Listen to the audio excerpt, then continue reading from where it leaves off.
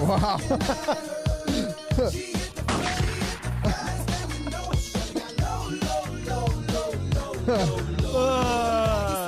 The most underrated podcast you already know. Broadcasting from Most Underrated Studios. I am your man, Thomas the Franchise. The homie Dow Palantonio chilling across from me. I didn't even know how to bring this one in today. Like, it just comes in hard off the top. Nothing we can really do. Plus, not to mention, sorry, I'm going to cut you off. The thing I love, one of the things I love most about doing this show is every time we go to do the show, you just never know. Like, is the show going to work? Right. Are we going to be able to start the show? And then it's always like when we're already late, we're already late. We just need to get going. People are in the chat waiting, and we come in to do the show, and then the show doesn't start. It doesn't run correctly. Like, something's not connected right. The stream doesn't, I don't know, this shit. Dog, It's just what it is. this technology sometimes. But anyways, yeah, welcome into everybody in the chat. Thanks for hanging out. Sorry we're a little bit late. What's going on, Dow? How you doing, bro? I'm good, man. This was kind of a mind fuck, this song. I enjoyed it. It was weird. You recognize the intro, the laugh? Did you recognize the laugh? Yeah. Then you were like, oh, I know what this is. Yeah. And then all of a sudden, Flo Rida comes in. Wait, what? And then Flo Rida. So, yeah, you have Gorillaz, which I absolutely love, which is actually the lead singer of Blur, which is pretty cool. Did you know that? I had no idea. I forget his name, but it's the same lead singer. No. Yes. Oh, shit. What? And what's his name's also in Gorillaz? Deltron. Del? Well, yeah, he does some the rapping, rap, right? Yeah. 3000. The singer. The singer is the original singer from Blur that did the side project, The Gorillaz. How cool is that? Blur. The woohoo. Yeah, woohoo. One that we just played a few weeks ago. I got my head shaved. He got together with Del the Funky Homo Sapien. Correct.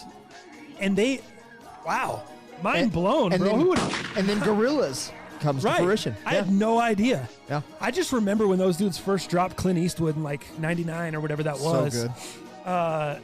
The TRL days, let's call it. I just remember those fools.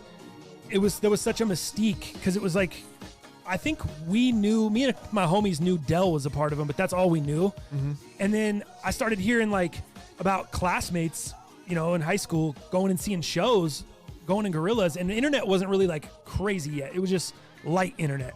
Mm-hmm. It was America Online. They were sending the disc to your house. Napster was just kind of getting cracking.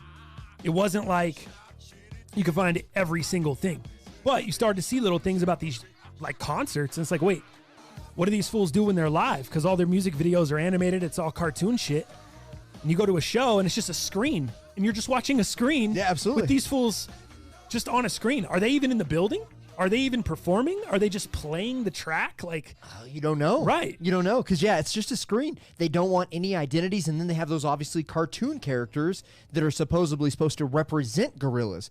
Very strange. It was interesting. Because Blur was not that same. Right. Blur was in the flesh, live. Right. You knew what you were getting. Very, very interesting. It's tight, yeah. But yeah, I remember that. That's like the first thing I remember about Gorillaz. Obviously, Clint Eastwood. Mm-hmm. And then, the mystique of them. Yeah. And that performing. Good job. You got it, bro. His name is Damon Albarn. That's his name. Lead singer of Blur weird. and the Gorillaz. Yeah, man. Crazy shit. Yeah, for sure. How was your weekend, bro? Weekend was good, man. Stupid busy, right? So we have some shoes in studio. I got one pair from one homie, one pair from another homie. So I'm running errands. And also, my best bud Muzz, like we talked about last cast, if you guys are unfamiliar, he's one of my best friends. I was watching over his dogs while they were gone and vacating in the mountains. So I was in charge of dogs. I was sleeping at multiple houses, running errands for the cast, and then still working at the golf shop. So let me tell you, it was busy. It was busy, man. That's for sure. Sorry, your camera looked a little dark in the monitor. I think it's good now, though. Oh, I look beautiful now. I can't tell if it's ever the monitor or if it's. I can't tell what's accurate. What are you guys seeing? Yeah. Now I'm seeing it on YouTube in delay, so you guys are now seeing it. All right, Gotcha. Yeah, it looks a lot better. I think I lightened it, then it I re-auto No, now it's perfect. Now it's perfect. Let's go. I'm looking fresh. All right. All right. So yeah, man, super busy, but it was great, man. I got to spend some time with one of the dogs that I obviously lived with back in the day when Muzz and I lived together at the bachelor pad. God, what a stressful endeavor. Like, dogs are not meant to be left for too long by themselves. They're not like cats. They're not like fish. You know, they tend to take, more of you and more of your time. And it was stressful, man. It was a stressful weekend. But luckily, the sports that we had to watch, because it was very sports heavy, brought me back in. So, dude, great sports weekend. Speaking of that conversation, oh my goodness. That like spawned this whole thing off with me and my lady. Like after the last cast. Because she was like, oh, she's listening to the show. So she caught the show and she's like, oh, I could see where Robin's coming from. So of course she's got Robin's back, 3 thou wow. Oh, for sure. And I'm sports. And she's like, well, you brought up the thing with yoga and you were comparing it. Like if she goes to do yoga, then how are you going to, and Dow wants to watch sports. They're each doing their own thing. But she's like, it's not really the same because Robin can kind of do that whenever or on her own time. She kind of brought up a few different comparisons on why it wasn't the same. And we went back and forth for a minute, just trying to see each other's sides and trying to understand. And yeah, we kind of came to a whole understanding. And then we kind of got into our own little conversation about like sports. And like I said, I'm running check-ins all the time. Like, hey, are we still good? Are we still cool? Are we still cool? And I think she's understanding more about the games and understanding more about how everything works. And she has a betting account. And she's got a few $100s in there. She's only bet a few times, and she's cashed she's killing it. She just picks her spots, goes in. She's not betting every night, which helps. Sure. So yeah, she's doing well. So I think that gets her involved, and like that helps.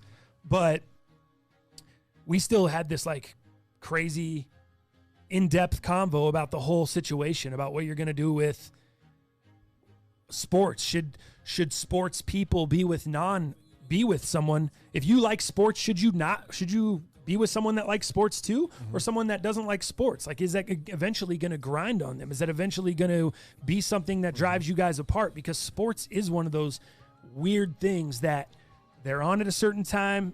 It is what it is. Like, this is what's going on. I'm going to watch now because I'm not catching it on rerun or whatever else. Sure. It's not the same as other hobbies or passions or however you want to describe it, other things that your significant other may be into. They may be into it just as much as you're into sports, but they can pick and choose their spots. They can do it on their own. They can kind of go whatever. It's not like that with sports. So you really have to, we're talking about like long term, 10 years down the road, the future. Do we get 8-9 years in and all of a sudden it's like, I thought this was, I'm thinking this is all cool, and now you're like super annoyed and pissed off and like, I can't deal with this for the rest of my life, So we got into this crazy in-depth convo about how all that's going to, how that plays out, and then careers, and we just went down this wild, rabbit hole of life stuff. And was there any resolution? It was great. Yeah. It all came out really good, dude. I think we came out just really understanding each other and just really understanding each other from an honest standpoint, as friends, just like, hey, if, whether it's sports, whether it's careers, whether it's whatever, if we ever decide, if we see we're not going in the same direction, we need to be straight up with each other about that. We need to be honest about each other about that. Is it as easy as that though? Is it really, especially say you're 9 years down the road? Is it that easy? No, but that's why we don't want to get to that point. Gotcha. We're not trying to get very, to 9 very years. proactive shit. Right now, we're trying to make these decisions because you got to kind of decide at some point, right? Are you, and this is exactly what we talked about, are you on a journey with this person?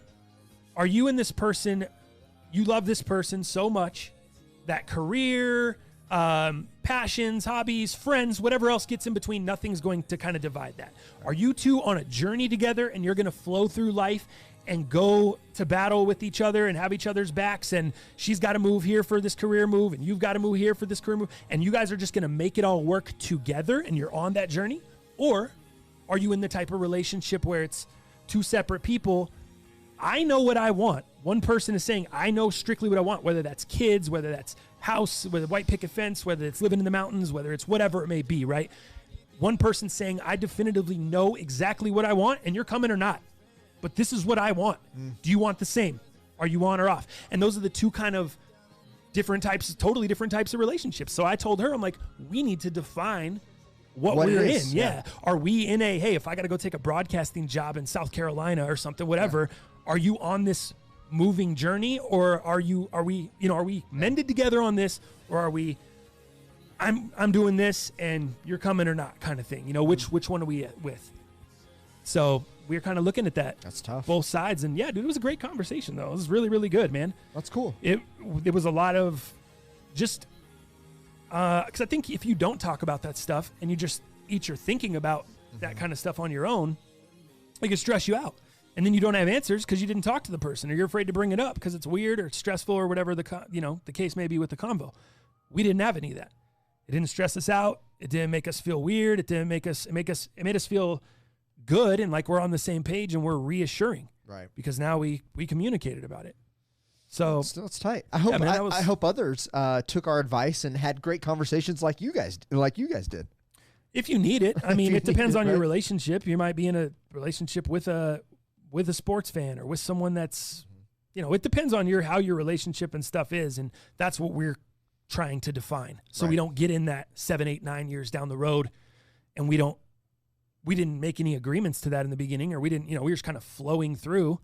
And then all of a sudden we're here and it's like, all right, well, there's no stipulations. We didn't set any boundaries. We didn't set any whatever. We just flowed with it. Well, then there's nothing to go back to say we didn't really follow this blueprint like we talked about, you know what I mean? Or we didn't really, it's just like anything in life. Did you set up goals? Did you think about what you were going to do ahead of time? Did you think 6 months out? Now, I'm not saying that's what makes it hard, is the situation we're in now with COVID, with everything being uncertain. Are we going to hit a recession? All the stuff job-wise, all the stuff that's going on, it makes it harder to look into the future because you'll stress yourself out more than ever. Mm-hmm. So it's like you got to take little peeks, a little bit of a peek ahead, but you can't look too far ahead, and you can't make too many plans because look at all the people that made plans going into this year that had all these crazy plans this year, and shit just got tidal waved, back to back to back. Just their sandcastle just kept getting knocked over, totally, over and over, and they had they spent all this time doing all this shit. So right now it's the worst time ever to like plan, but you got to do a little bit of conversing and looking into the future that way. But it's also an awkward time to make plans right now because you just don't know. Like you said, we're living day to day. And as Dana White says, hit me with the clip. Nothing is crazy and nuts right now because everything is crazy and nuts right now. Need I say more? I didn't know which one you wanted. I didn't know if you wanted that one or this People one. were texting me saying that they were in bars and the bars were packed and going crazy. We are seeing that too. Did you hear real quick, not to deviate too far, Florida, fully open, phase 3. They've opened bars, full occupancy, auditoriums, concerts, everything. Good to go. Didn't see that. How crazy is that? John King, are you worried down there, bro? What's going on? Are you still alive? Is everything okay? What's happening? Is Disney World open? Are they just like full ready to go, or are they not? Are they still doing mad limited? According to phase 3, capacity? that starts instantly. So I would imagine Disney World's a part of that included as well. in this. I didn't see that specifically, but I imagine if auditoriums are at full occupancy, bars, restaurants, I mean, it sounds like there's no holds bar over there. No holds barred. You like that? Barred. Yeah, no holds bar. Barred. Yeah, dude, I don't know. I don't know what to think of that. But we do have football season, and John King did pay me for the football bet. He sent over the $20 for that. Then he also sent me the $25 for the Lakers not sweeping. So really? yeah, great cash, homie. John King pays his bets. John King's the man. Thank you, John. I still think I'll see Court Purples in store soon. Oh my God. I'm just saying. Stupid. I'm just saying. So stupid. Oh my God. Thank you guys for sliding through the chat. If you're just joining the show, make sure you guys are following on social media at OMG It's TTF, at Dow Palantonio, and at Most Underrated Podcast on Instagram, at M.U.P Cast on Twitter. Tomorrow I will have my MRI for the knee. So that's the latest on my shit. Nice. Had a really good weekend, like I just explained to you. Had some good convos with my lady. Hung out, watched some sports, and then tomorrow I'm looking forward to seeing what's up with the knee. I just want to know so I can get on the path to whether it's surgery, rehab, whatever's going on, and get it all healed up. I feel 90% confident it's going to be surgery, but I'm looking forward to it just to get the surgery over with, be laid up for a few weeks, and get it done. Just get it all over with, man. Right. It's it's just annoying. I'm dragging this leg around, I'm like limping around and stuff. I'm like ready to just get it going. That's crazy. What are we doing here? Did you watch your boys, Saturday night. Nuggets get eliminated. I did, unfortunately. Bubble. Yeah. Yeah. Lakers, finals are set. Nuggets get eliminated Saturday night. Celtics got eliminated last night. Which surprised you more? The Nuggets didn't surprise me. I just want to start off with that. You didn't think the Nuggets would come out and put up and at least go down 4-2? No, I didn't. Damn, I didn't. I didn't think they had it. I really didn't. And I knew. I actually made some bets over the weekend and encouraged a couple homies to make some bets.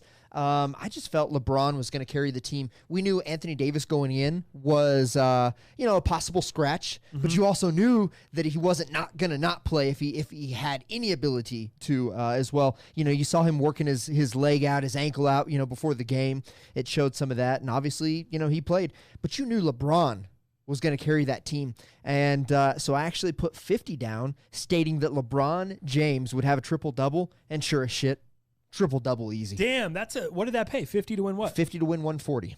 Was that boosted odds or just straight? Straight odds. There was no odds booster? No booster on that. Damn, so you got 50 to win 140. You bet. On LeBron for a triple-double, I feel like it would be way higher, especially how he's played in the series so far, right. Especially in that game. I think even Vegas had the Nuggets. They didn't have the Nuggets favored, but they had them less favored than they had been. Spread was lower. It was been like 5.5 or something like that. Right. When the spread's been consistently between 7 and 9.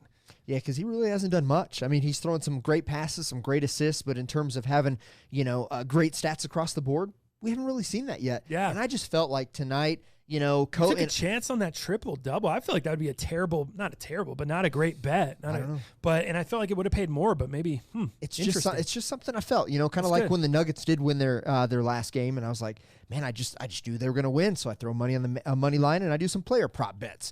But instead, I just kind of stayed with my player prop bets, money line on the Lakers, and cashed in some bets, but to the avail of losing, the Nuggets out of the bubble. So just kind of one of those things. Won some money, but we lost. The Nuggets lost an opportunity to stay in the bubble and be great. But and then obviously the team's going to change next year. Jeremy Grant obviously is going to opt out of his contract. It sounds like that's the latest rumor there. I think now they have some experience under their belt. They could come in next year and really decimate and show some great things. But what are you going to do, dude? It's LeBron James. It's AD. They have got a great team, and they're going to be tough to beat. Yeah.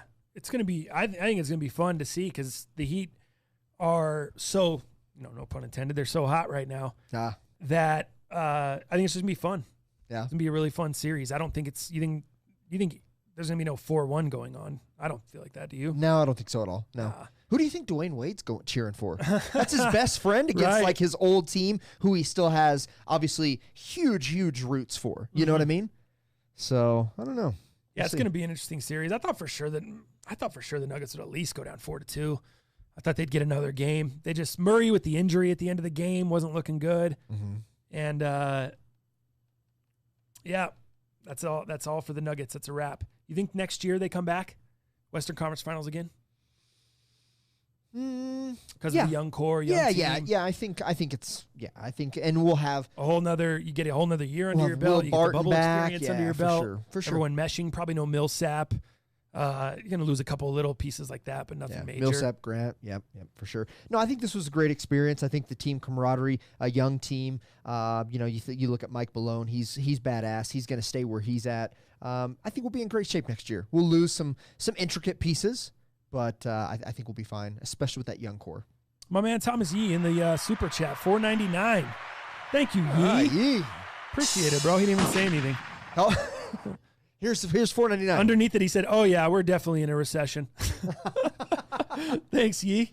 Yee's the man. Appreciate that, man. Coming through with the positivity. I'll let you shoot that. Eli, did y'all know Dell is Ice Cube's cousin? Huh? Is he? I had no idea. We're getting all kinds of knowledge on the show today. That's an interesting tidbit. Shit. All right, ready? Yeah, I'm ready. Oh man. Off the rim into the backpack though. Wow. But that's an L. But that's a little bit short off the front of the rim there. No good. Sorry. My wife, 17 years together, knows Saturdays are for the Buckeyes, Sundays for family. That has to be John King. Okay. There you go. DJ Crush, yo TTF. The laces in the orange. The laces are orange, and the drips on the side are more peach. LOL. Oh, on the shoes? Nah, it's just the camera, bro. Yeah. It's the camera. In real life, it matches perf. They're not orange, my guy. They ain't orange. Mine are orange. Dow hates Yeezys altogether. He's just hating hard. Crush. Sounds like a crush statement. That's you. No surprise. Good relationships are based around good communication. It always helps to talk things out and put expectations out there. Status serigraph. Exactly, dude. That's what I'm saying, man. That's what I'm saying. Bro, Florida, going to be a wasteland soon. Second City Kicks. I could see that. John King, Disney doesn't have enough employees due to layoffs and no foreign travelers to open yet fully, but it is open. Gotcha. There you go. That's why I love you guys in the chat. We're able to talk about a few things, and then you guys can fill in the holes for us. You guys can give us all the smart points while we give out the idiotic shit. Especially some of those fools that actually live there. I think John King, I think Anichoff lives near there. A couple other homies live in and around Florida area, so that always helps. Because all we see what's on the news. How do we fucking know? You know what I mean? That's all we just see how crazy the governor of Florida is. That's all we see. Okay. Thomas Yee, the Game 2 last second winner by AD killed the Nuggets. I think so. Just took the fight out of them, even though they came back and won the next game. I think that was just it wasn't necessarily a momentum shift, but I think that was just to show the dominance and the experience that the Lakers have and were going to have. Yeah, that showed me that the series was. I didn't ever think the Nuggets would win the series. I thought there was a chance, but Lakers are just too dominant, and they just have that experience, that expertise. Their bench is strong, somewhat like ours, but that experience, that just shows. I think Kobe had something to do with it. John King, this is blasphemy. Pull up LeBron's stats now. Doug, LeBron, I mean, outside of game 1, he had 6 boards in game 1, but outside of that, he crushed it in rebounding. But outside of rebounding, there wasn't, dude, he had 15 points game 1.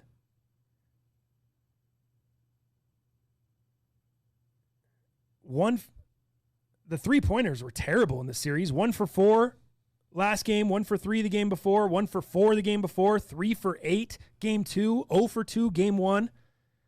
He put up over 20 points a game, except in game 1, 15 points. He put up 26, 30, 26, and then 38. So he consistently put up 20, but it's LeBron. You should. He gets to the rim every time. He gets hammered or he gets the layup. But, dog, I mean, yeah, I mean, the 3-point percentage wasn't there. Like, was that a King performance to you? I don't think so. The last game was a LeBron James King performance. John King, you're more of a King performance than that guy. That was not a King performance in the Western Conference Finals. If he doesn't have AD there, are they getting past the Nuggets? Or is he struggling? Is he trying to put fools on his back and struggling? Yeah.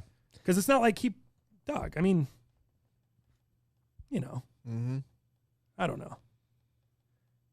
I'm not saying the guy is terrible. I'm not saying I'm even disappointed. It's just like, I was just cool. The performance was just cool.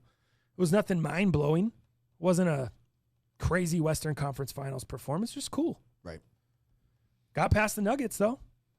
Got past the Nuggets. Western Conference Finals up next. NBA Finals up next against the Heat. Side note, what'd you think about Rondo's haircut where he looked like he had a 6 head? Mia was definitely a 5 Mia head. was trashing him. She's like, what is that? What happened? Looked like it was like just all side. It was like all this straight back like this. It like cut the whole sides off and everything. Dude, did you see that he actually? Did you see he wore a? Damn, what's the headband? A headband the next game, so you couldn't see it. Yeah, I did. He wore a headband to mask that. I did. Pretty funny. Oh my God, LeBron. All right, dude. Let's jump into some football stories. We'll get into the heaters, their weekend recap, NFL weekend recap in a sec. But I'm just going to start off the NFL segment with the bizarre story of Joe Montana's grandchild. Yes. Being taken out of, or nearly being kidnapped out of his home in Malibu. You guys probably seen the story if you're on any kind of social media. If you don't know the story, I'll catch you guys up. According to the LA County Sheriff's Department, Joe Montana's grandchild, was sleeping in a playpen on Saturday when an unknown woman entered their home in Malibu and grabbed the child out of the playpen. Montana and his wife Jennifer confronted the woman, whom authorities later identified as Sodasai Dalzell, tried to de-escalate the situation and asked her to give the child back. After a tussle, Jennifer Montana pried the child out of Dalzell's arms, and law enforcement officials say the sheriff officer says that Dalzell fled the home but was later arrested and now faces kidnapping and burglary charges.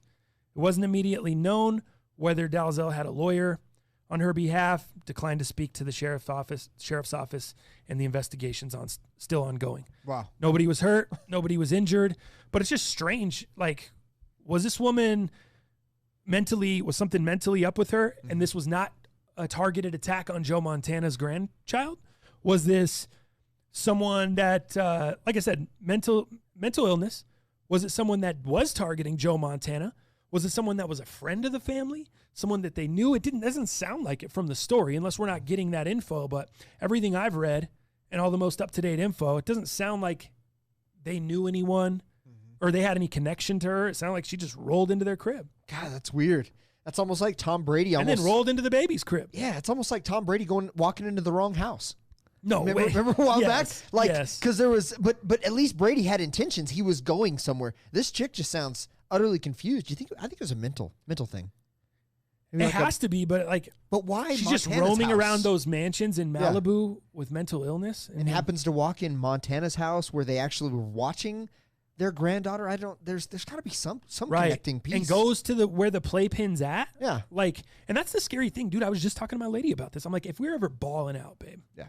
And it was just you and I. We didn't even have any kids yet. Maybe we did have a kid, 1 or 2 kids, even it's just the 4 of us, right? Mm-hmm. I was like, would you ever want one of these sick-ass, huge mansion-style cribs?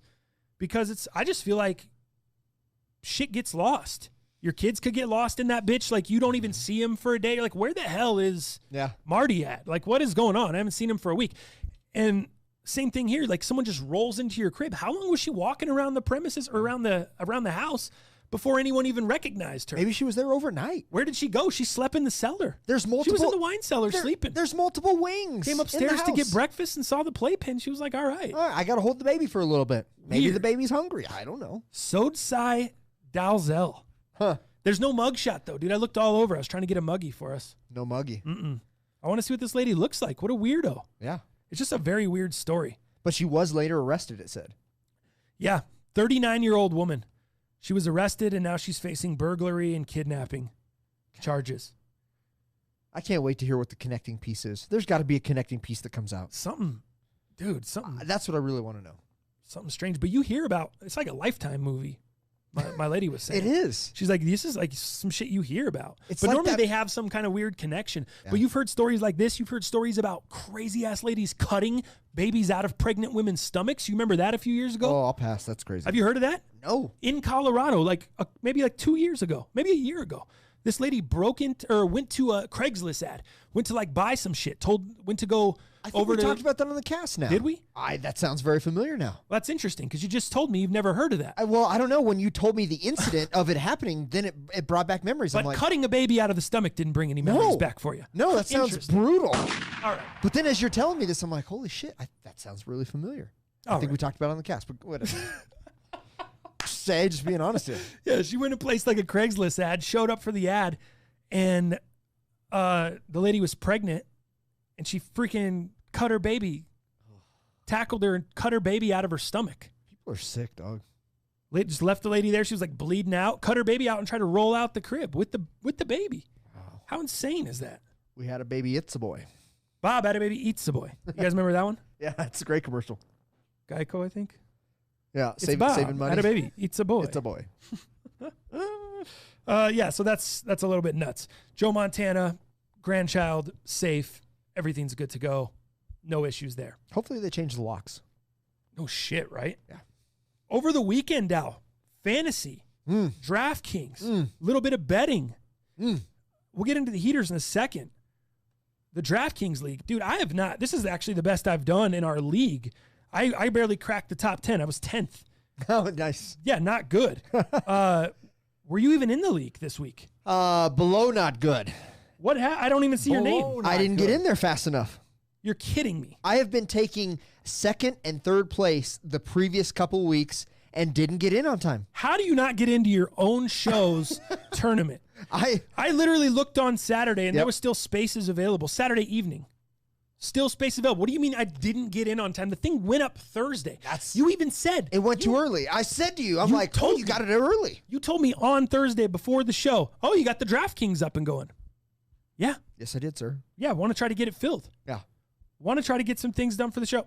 Nope. Just not getting in it. Doesn't matter, because James Guragna put up 210, waxed everybody. 210 for Guragna? Dude, James, I hope you played some other leagues with that lineup. Holy shit. If not, you need to send me your lineups each week, and I'll play him in some other leagues and cash some money. God dang. Because, dude, he only had one chili player, Tyler Higbee. Other than that, fire emoji Mike Davis, fire emoji Tyler Lockett, fire emoji Keenan Allen, fire emoji Allen Robinson, fire emoji 26 points Colt defense. Oh, he had Colts D. Dude, best D if in you the didn't league. have Colts D. Last week, yeah. Dude, he only got 19 out of Herbert. He started Herbert. He got 19.7. Huh. But everyone else carried the load. Higbee was the only cold emoji, and it was 8 points. What a lineup. Yeah, what a fire-ass lineup. Nice job, bro. God, I hope he played cash games. I hope he played tournament games with that shit. Hopefully you played some other lineups, Guragna. Good shit. Yeah, I forgot to mention the DraftKings tournament the past couple episodes. I think that's what happened. That's good. That's why I forgot. As far as fantasy goes, you and I squaring off in 2 different leagues this week, but not the most underrated league. Correct. It's funny. You got me. You had James Robinson of the Jags on Thursday night in one of them, and I had James Robinson in the other one. Yeah. So we both dusted each other because he put up like between 25 and 30, depending on what your league is. But this one right now in the LA versus Denver league, 112 to 117, you're up, and you've got Kelsey, Butker, and the Baltimore D. Oof. The Chiefs, obviously, I expect them to put up a ton of points. I don't expect Baltimore D to score more than about 5 or 6 points. 5 probably. Right. Unless they get a pick 6 or some crazy shit. Butker, I could see some field goals out of him. I think he could put double digits. You could see some big field goals tonight. Yeah, he could between him and Tucker. 10 and 16, I think he's going to do between 10 and 12 tonight. That's what I think. Nice, Dal. Between 10 and 12, huh? 10 11? and 12. 10 and 12 points. 10 and 11 points. That's it. That's what he's got tonight. Oh, we'll see what happens. Oh, kill me. 10 and 12. That's my right there. That's my great bet. That's good. So, and then Kelsey's going to eat. You know, Kelsey's always going to eat. Maybe they'll have a game plan for him. Maybe they won't. And then all I have is J.K. Dobbins. So it's Butker, Baltimore D, and Kelsey versus J.K. Dobbins. And we don't know what kind of carries Dobbins is going to get. Is he still splitting with Ingram and anybody else? Dude, Gus Edwards. It's a 3-headed monster over there. Oh, shit. Yeah, I know. That's tough. And Dobbins is clearly the best running back in that backfield. It just sucks. But I have I'm injury riddled. The rest of my lineup, I got no other options here. And you didn't leave shit on the bench except New England's D. No. That was a bad move there. I don't know what I was doing. I don't know what I was doing, bro. And you put the Chargers D against Carolina? Carolina? Even know. I thought Bridgewater, dude, the way they played against the Chiefs yesterday, you're kidding me? Right. Or last week? Mm-hmm. That's the NFL in a nutshell. Played the Chiefs tough, yeah. Played the Chiefs like they did. Shut down all those Ferraris and Lamborghinis on the outside. He shut down Patty Big Gun, and then Tedward Bridgewater III comes out and does that to you with no Christian McCaffrey? You're kidding me. Right. With Mike Davis? Give me a break. And Robbie Anderson didn't do much either. I think he had 8 or 9 points, fantasy points. So he didn't go off. You know what I call that? Clyde Edwards-Helaire. That's true. You know, Clyde Edwards-Helaire? Mm-hmm. Oh, yeah. Clyde Edwards-Helaire. I like what you did there. Thanks. In the other league, you're up 112 to 93. Similar scenario. Which sounds great. But I still have Lamar Jackson and Mark Andrews. Little combo. You have Mark Andrews too? Yeah. Oh, fuck. I wrote that one off. That's Lamar a big and L. Mark Andrews, and you got the Ravens D. Get out of here. So it's a big fat L for me. So I think, we're probably going to, I think we're going to split. Yeah. We'll probably split on those. In the most underrated league, I didn't even look at that one. How you doing in the most underrated league? I've already won. Are you? Waxing? Yeah. Me too. Disney and Kicks goes down. He's down 81 to 114 to me. Ouch. He has Patty Mahomes tonight left, and I have Mark Ingram left. So, but he's already down 40 points. 40 points. 35 points. 34. 30, yeah. So, and I have Edwards-Helaire, too. I have Ingram and Edwards-Helaire. He's got Mahomes. Yeah, it's over. Yeah, I'm playing Team Awesome. I don't know who that is for sure. Do you know who Team Awesome is? No. It's probably better than my team's name, Dallas's Super Team. The stock. Let me see. But Team Awesome is at 105. I'm at 111. And Team Awesome is done for the evening. So 105 is where he's going to be. And I still have Tyreek, the Freak. Still got Tyreek the Freak in the building, baby. You bet, man. So we should. Oh, you have Tyreek the Freak? How do you have Tyreek you have Tyreek?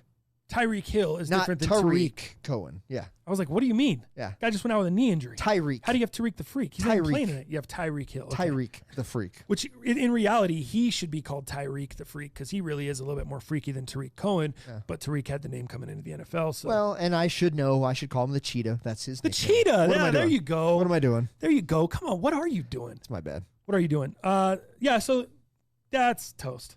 Easy. Yeah, Team Awesome is not so awesome for them this week. Dude, you and I still going to be holding down the top spot. EB actually has it right now, 273.64 to you, 273.50. Oh. He's up on you by 0.14. Dang. And then I'm at 257.68 right there as well. How's he doing this week? Is he winning, losing? Where's he at? EB. Hopefully he's losing. Getting cracked Is by he? Thomas Yee, 115 to 70. Oh. Let's go, Yee. To 70? 115 to 70. His team, dude, he started Cam Newton. He only put up 13. For some reason, Adam Eby left Julio Jones in the lineup, who put up a bagel because he didn't play. He didn't play. Jared Cook went out with an injury, got him 3. Mm-hmm. He's got Tucker in Baltimore's D tonight. Yee has nobody left. But Tucker in Baltimore's D, I mean, he's 45 points down. So, yeah, that's pretty much a wrap. That's good because it's going to drop him in points, too. So you and I are going to scoop that up. Team Awesome is in 4th. He's right behind me with 253. I'm on 257. And I cracked him over the head. But, yeah. So, but he'll still stay up there with points. Looking good in the most underrated league, except for my man, John King. Is he 0-3? This will be 0-3 for John King. Oh, the former champ. Hello, not good. The former champ coming out. Wow. I was going to say coming out swinging. He's not coming out swinging. He's coming out whiffing. Below, not good. Look at this. Two Fly Daniel I in the super chat. What up, bro? Says, thanks, fellas, to making my Monday fly by listening to you guys live. Keep killing ish. Thank you, bro.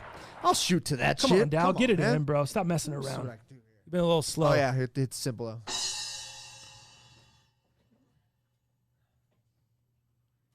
Steps back. Bang! Got him. Dow Palantonio. Yeah. Let's go. Leave it up there. Kobe. Feel good about that. Love it, bro. Love it. TTF, these running back by committees are killing me. Dobbins should be getting the burn. Exactly. Dirty DJ. Couldn't agree more, bro. John King says, thanks again for the soundbite. John King, imagine being 0-3 and not being in last place, LOL. Is there someone else that's 0-3 that has less points, John? Wow. Yeah, Javier. Javier's team. Oh, Javier's team's poopy, guy. Really bad. 160.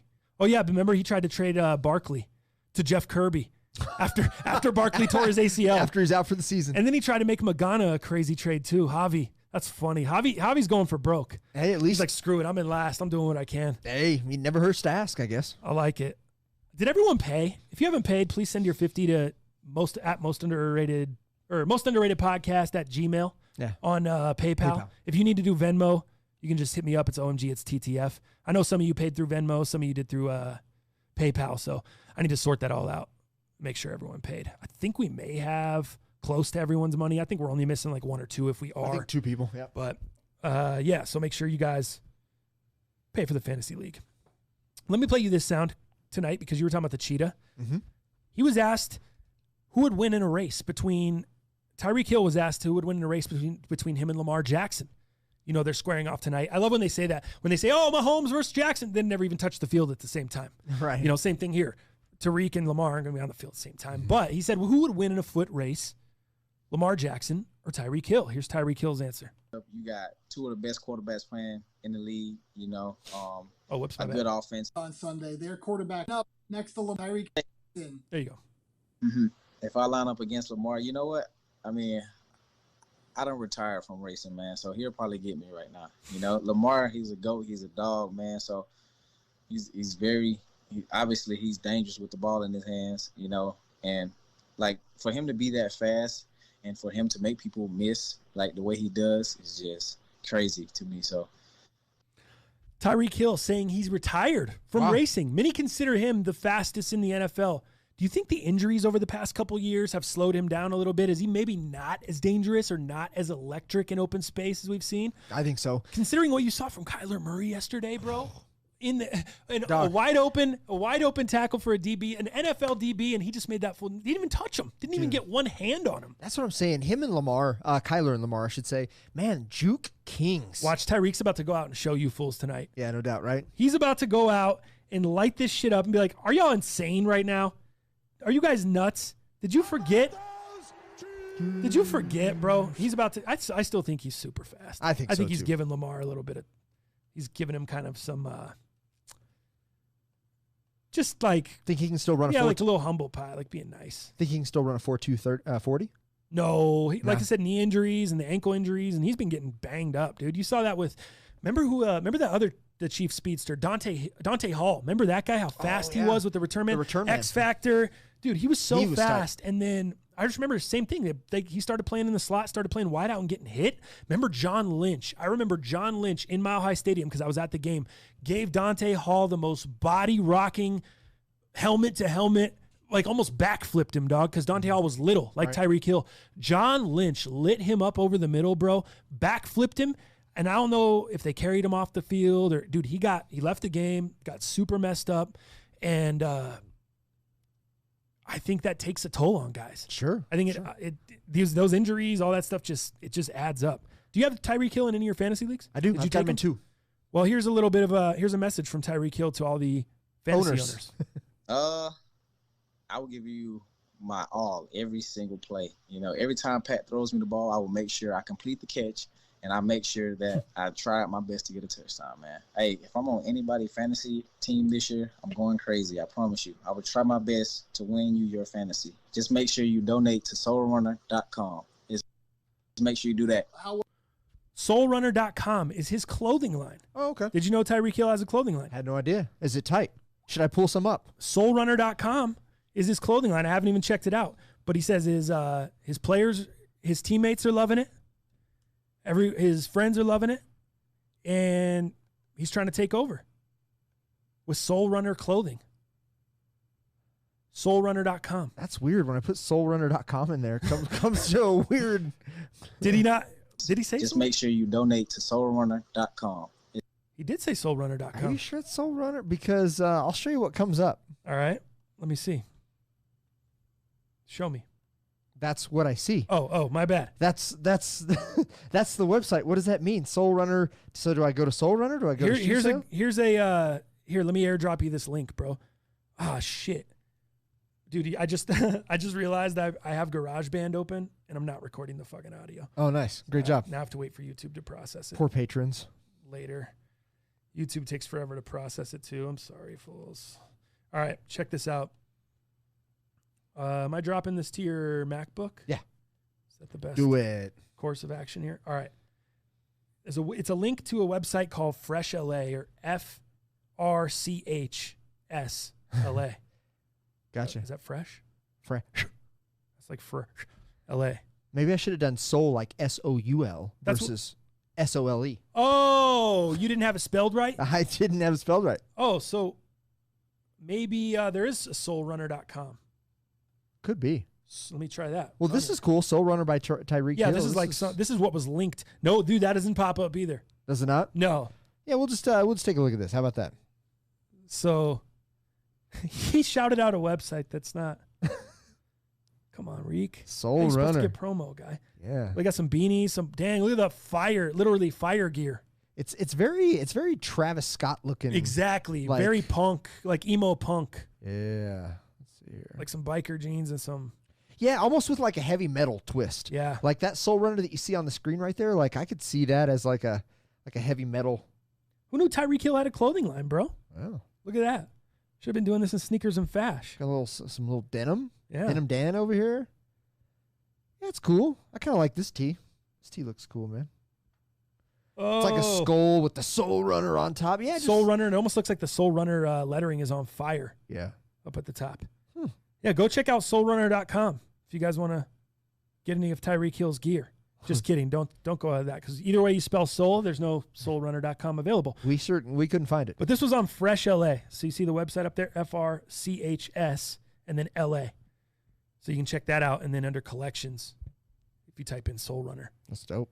you'll be able to pull that up. My man Tyreek Hill. Good for Tyreek. Penn Gaming up 316 right now, baby. Give me a hell yeah. They're killing it, dog. Up 316. Oh, hell yeah. Love it. What do you think of the game tonight? Who do you got? Baltimore or the Chiefs, just straight up. Spread's -3. Ravens -3. Ravens are at home. Just straight up? But just straight up. Who do you got winning tonight? I'm going to go ahead and say, how about them Chiefs? Are you really? You're going with the Chiefs? I'm going with the Chiefs tonight, yeah. Wow. I'm going with AP tonight. You know what I mean? Damn, I don't even have it in here anymore. Oh, I thought you had it. How about the Chiefs? How about them Chiefs? It's a bold strategy, Cotton. Let's see if it pays off for That's them. all I had. So you're going Baltimore then? No, there you go. I am. Are you? I'm going to go Ravens just based off of what I've seen so far. D's going to lock them up? Ravens have looked really good in both games. Chiefs didn't look as good last week, which could be a nice bounce back this week. They may come out just pumped up, pissed off. Home field advantage, really not going to be any. It's Monday night. There's not going to be much. If there is any fans in Baltimore, I don't know if there will be tonight.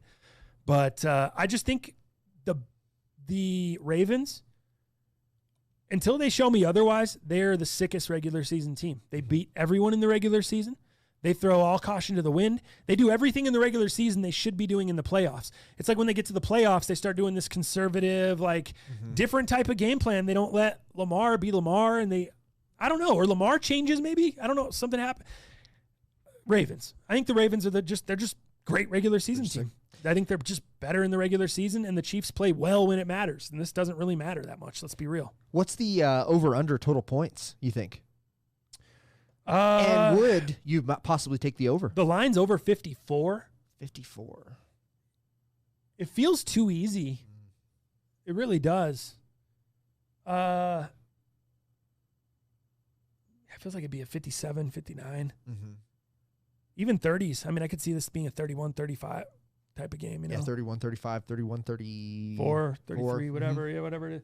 I'm going to say over. Yeah, okay. I'll take the over on that. I'm going to take the over on that. Over 54 tonight. Chiefs, Ravens. Mm-hmm. And you said Chiefs, though. I'm going to say Chiefs. All right, I got the Ravens on that. Do you want to do 5 on it at least? Let's do 5. All right, just straight up. Make it worth my time. You know what I mean? John King, you want any action on this?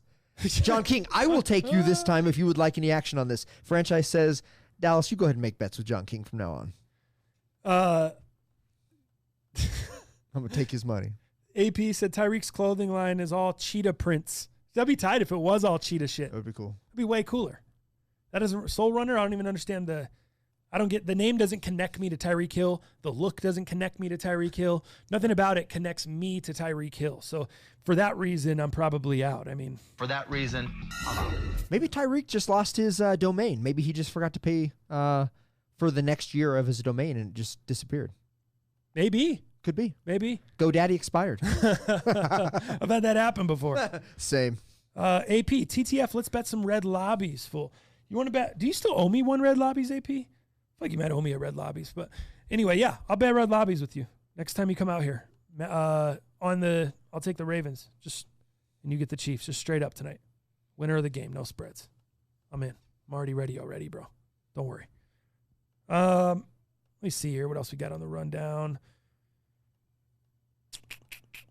Oh, did you see some of these crazy stories, dude, with the betting?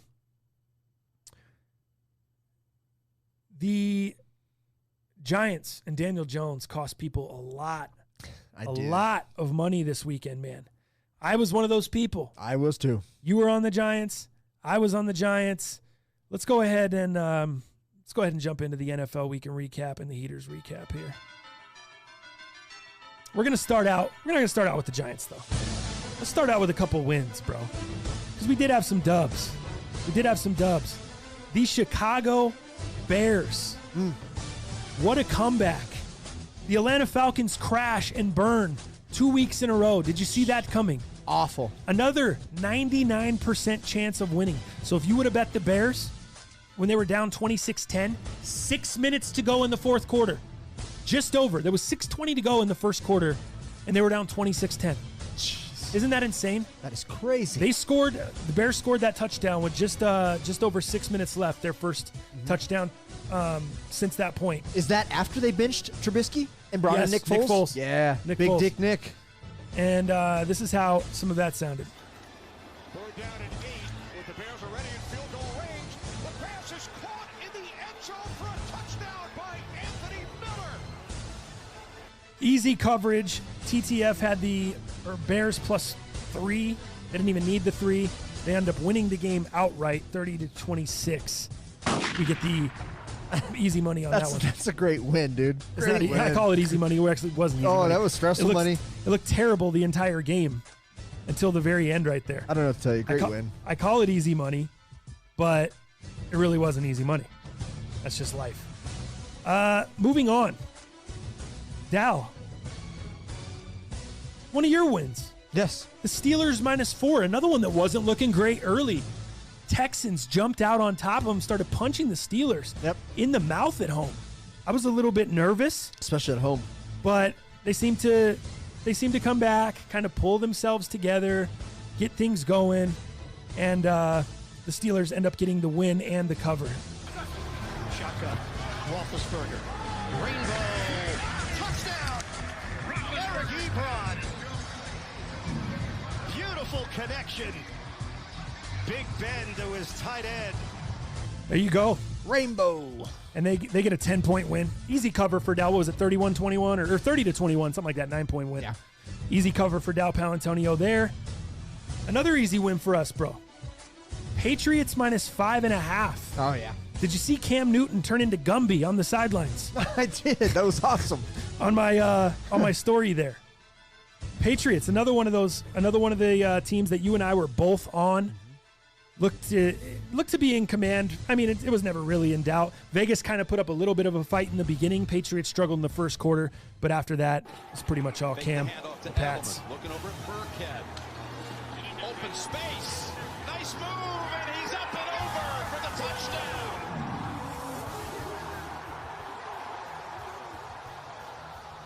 There you go. Nice. Rex Burkhead with 3 touchdowns yesterday. Rex Burkhead's going to be probably one of the hottest waiver wire pickups this week. Bunch of people are going to rush to the wire to pick him up. For what? You know it's going to be James White next week. Yep. And then you know it's going to be Sony Michel the next week. And then you know it's going to be Damian Harris or someone you never heard of the following week. The fullback maybe. It's going to be, that's how New England does it. Don't get too high on Rex Burkhead. He was the flavor of the week. He was. Everyone that started Cam Newton got burned this week, putting up 13, 14, maybe 15 points at the most. Thinking he was going to be, the trend was going to continue. Thinking he was going to be diving into the end zone, doing those big body things that Cam does. Yep. Nope. Bill Belichick says we're going to eliminate all of that. You thought they were just going to run him into the ground. Nope. Didn't do it. Didn't do it at all. That is unfortunately where the win stopped for you, Dallas. Steelers -4 and Pats -5.5. That's correct. You and I together on the Giants +4. Awful. Dude, did they look terrible or what? Danny Dimes, nowhere to be found. They had no defense. They had, I don't know what they did. They didn't do a damn thing. San Francisco 49ers, however, looked great. I lost multiple times on Nick Mullins yesterday. I lost on the Giants +4. I bet Nick Mullins under 259.5 on passing yards. He ends up throwing 280, 290. I'm like, of course he does. Goes off. Jerick McKinnon helps carry the Niners. Oh, ACL. Jeff Wilson Jr. They get it done with, not only do they get it done, they blow the Giants out. On first down, they will run it to McKinnon. Bounces free. McKinnon to the end zone. Touchdown, San Francisco. Unbelievable. Niners just easily win. What was it, 36-10 or 36-6 or something crazy? Not even close. An absolute blowout. So you and I lose on that one. And then we lose last night, the New Orleans Saints. What did you think of that performance last night by the Saints? You think they gave it away? You think they just didn't play well? What did you feel like? No, I think they had chances. Yeah, no, they had chances. I think they played pretty well. But we noticed one big thing, the home field advantage that New Orleans typically has. Wasn't there there at the Dome. It was not there. The people in the costumes, it's almost like the Raiders. Were we stupid for taking that -3? That -3 is kind of what Vegas gives as a home field advantage. It was basically an even game. They always give the home team -3 by default. Right. So it was basically this.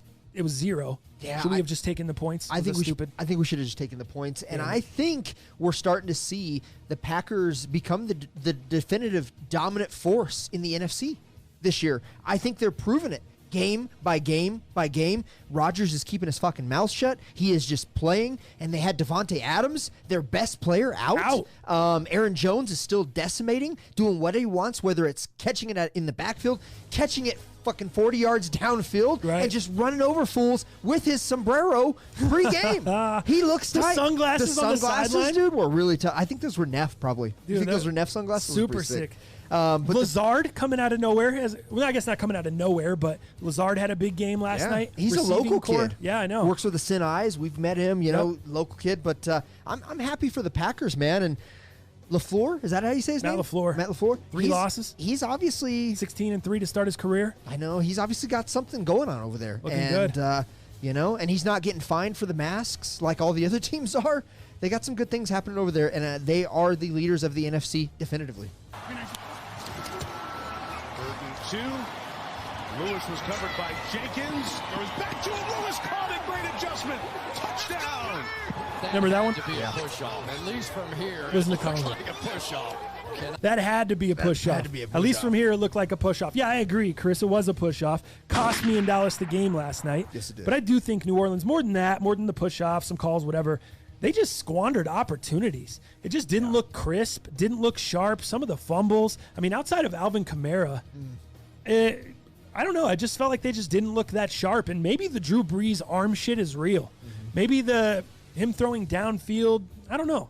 Maybe it is real. Yeah. But they just didn't look as crispy. I know you don't have Michael Hill. Thomas. Yeah, Taysom Hill squandering the ball. Right? That was huge, bro. That was one of the... That was the biggest play, arguably, I think. To get the ball back the way they did right there, to get that stop. Huge. Hold and then, yeah, huge. And squanders the ball 2 or 3 plays later. Yeah, it was like right away. Dude, and the New Orleans defense had -3 points in fantasy for their defense. Like, defense wasn't playing. They just look out of sorts. Except, again, Kamara, he can do what he wants when he wants, and that's great. But, dude, when they don't have Michael Thomas, it just seems like they're out of sorts. And it's crazy that one individual can make such a big impact, but they do not look like the New Orleans Saints. I totally agree. Completely agree. My last one, Cleveland Browns. Dude, do they have the best two-headed monster running back in the NFL? Dude, is that the best tandem? Why didn't they start better using than Ingram and Dobbins? Yeah. Better than any of that? What happened last year? Why didn't they start using this shit last year? Like, now they're finding out that, oh my Hunt God. was suspended for the first 8 weeks. Remember that? That's right. Yeah. That's right. So they got him back towards the end of the year and kind of got him going. And he didn't have the reps. Right. You know, because he couldn't even be at the facilities, I believe. Nope. Yeah, with that whole stuff. That's probably why. Okay, yeah. I think they're really kind of figuring out, like, we are a running team. Let's put Baker aside here. Right. I know we have Landry and Odell on the outside, and we have Baker Mayfield, but we need to run the ball. We need to zero in on running and pounding the ball. Because guess what? Even though we paid all that money for Hooper, let's put him to the side. He got hurt yesterday, too. Did you see that? He limped off. Yeah. But Browns, dude. Second down. Mayfield to the air, to Hunt, to the end zone, to the touchdown. 9-yard score for Kareem Hunt. Dude, him and Chubb can do it all too. Both of them can catch out of the backfield. Both of them can run it between the tackles. Both of them can run it outside. Both guys are they're both starting running backs for teams in the league. 100%. The only reason they're in this situation is because of Kareem Hunt, the domestic violence issue. We also caught it on camera. Chiefs were forced to cut him. And it just sucks that the Chiefs have to take that L.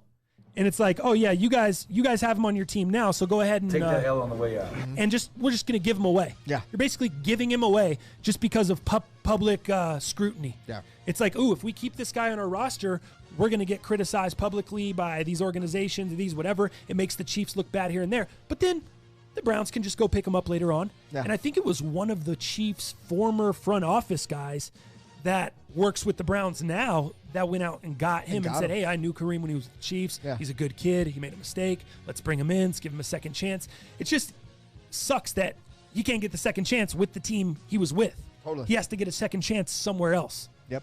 And we're seeing the Browns reap the benefits of that. Chiefs are taking that L. The Browns are interesting. It's to start off with they're 2-1 for just the second time since 2002, the last time Cleveland reached the playoffs, and the first since 2011. They've also scored at least 30 points in consecutive games for the first time in a decade.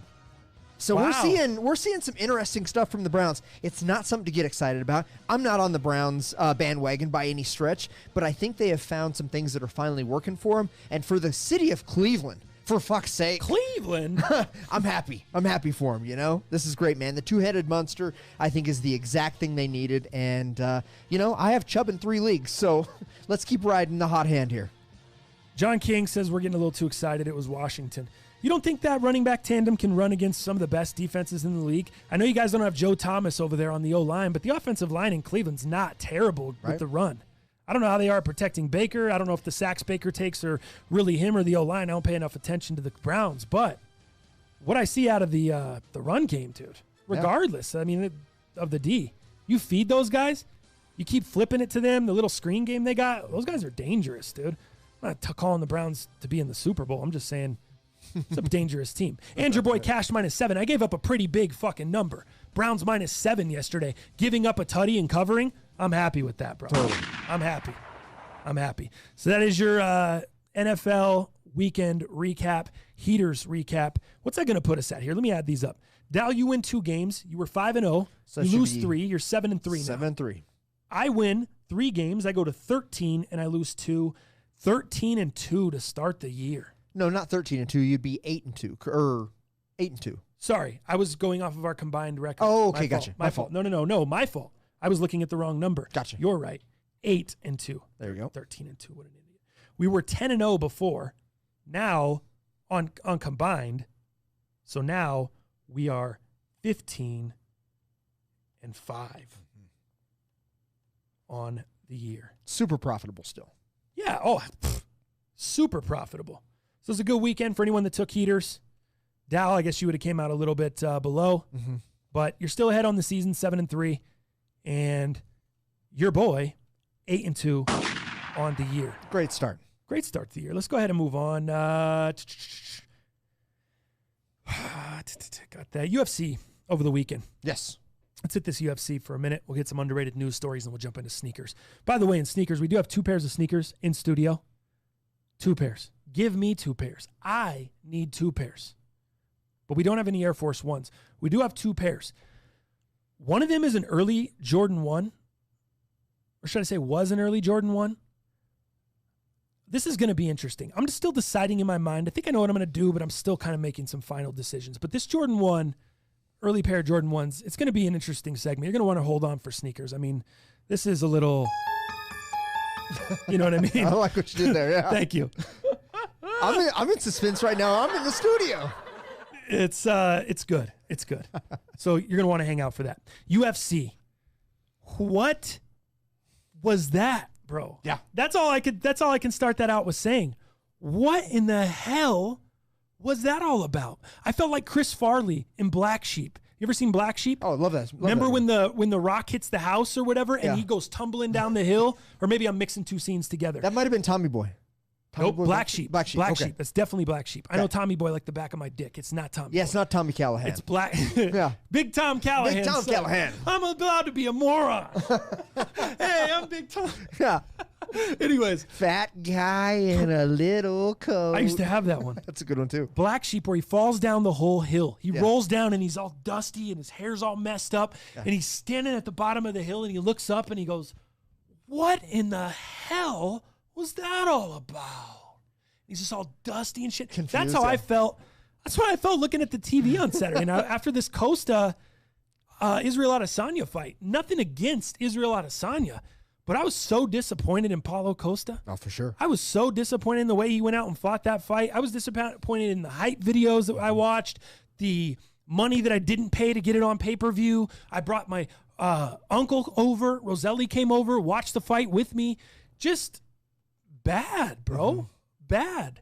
What was your take on the main event? Were you disappointed? If you paid for it, would you be disappointed? Yes, I would have been super disappointed. And this was one I Expected considered to see a banger. I considered paying for this one, but dude, Adesanya was just able to pick Paulo Costa just apart. He just picked him apart. Paulo Costa looked slow. He looked, and I knew that weight cut because he had an intense weight cut. Adesanya during the pre-fight was giving him a hard time. Yep. You're skinny, this and that, whatever. You look slow. Adesanya knew something we didn't know. And I think if we would have listened to Adesanya, which typically, you know, they're trying to separate themselves and promote themselves, he called a spade here. He picked him apart. Paulo Costa looked slow. He didn't get to his spots. His movements were bad. He just looked confused. He looked docile. He almost looked like unhealthy out there. Like he shouldn't have been fighting. Costa did? Yeah, to Why? me. I don't know. Unhealthy? He just didn't look like himself. And I think that He looked intense big and ripped to me. the intense weight cut killed him.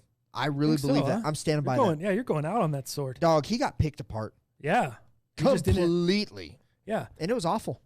It's funny because remember he was talking about, give me the skinny guy and all this stuff. I'm going to break him in half. It was funny. Did you see Hamzat Chimaev tweet out? I did see that. Give me the skinny guy. Give me the skinny guy. Yeah. And I believe him. Costa, I guess I did believe him. I guess I shouldn't have believed him. I don't know. And I thought it was a bitch move that he didn't come back and talk at the press conference too. Mm-hmm. The post-fight presser, you didn't get incapacitated. You didn't get put out. You didn't break some shit. You didn't get put in a situation where you need to go to the hospital. Be a man. Go speak to the media about the performance or lack thereof. Mm-hmm.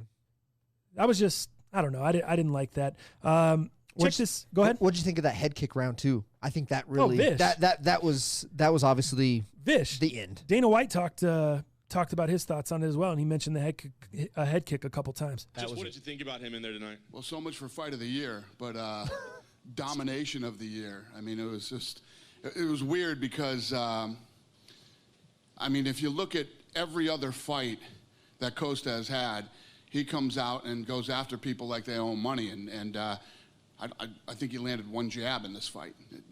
Didn't try to clinch in the fence, didn't try to put pressure, kept going back to the center of the octagon. Very weird. Yeah, it wasn't weird. I mean, do you think he was in his head? Was it just the antics that slowed everything down? What happened? You're gonna have to ask him that question. I have no idea. But no matter what it was, Adesanya put on a clinic. I mean, the first 3 calf kicks busted up his leg. Then he hit him right on the side of the knee. Had a huge welt on the side of the knee. Then the shin to the eye, and just Right absolutely dismantled him and easily won the fight.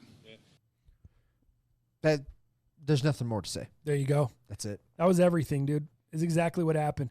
And here's a little bit more kind of talking about Costa's. You heard him there mention a little bit of the antics and stuff like that, and you were talking a little bit about antics, and you kind of looked like he just picked him apart based off of he just knew where he was going. Here's Dana White on that. Dana, when you see Paulo Costa in the first round taunting and doing all this goofy stuff, that's all well and good to entertain people, but he's not winning the round. Do you sit there and get frustrated at a guy who's letting his opponent start to get a lead on him? Yeah, it doesn't frustrate me. It's just, you guys know enough about the sport that if he fought the way he fights, look at the way he went after Yoel Romero, one of the most dangerous guys ever. And then he stays away. He stays on the outside, taking damage to that front leg. Then he gets, when he does rush in and get him up against the cage, he backs out to the center of the cage again. Just never tried to get in the clinch. I think he only landed a jab. Didn't really throw any punches at all, only threw kicks. It was very weird. I just sat there going, holy shit. And then obviously, Adesanya just went to work, picked them apart, piece by piece. Did you think that they were kind of maybe Costa's strategy was to wait until the later rounds to try to just get through those first couple rounds, maybe even 2-3 rounds. That way he could start to unload on Izzy in the later rounds while maybe he was tired and Costa was a little fresher?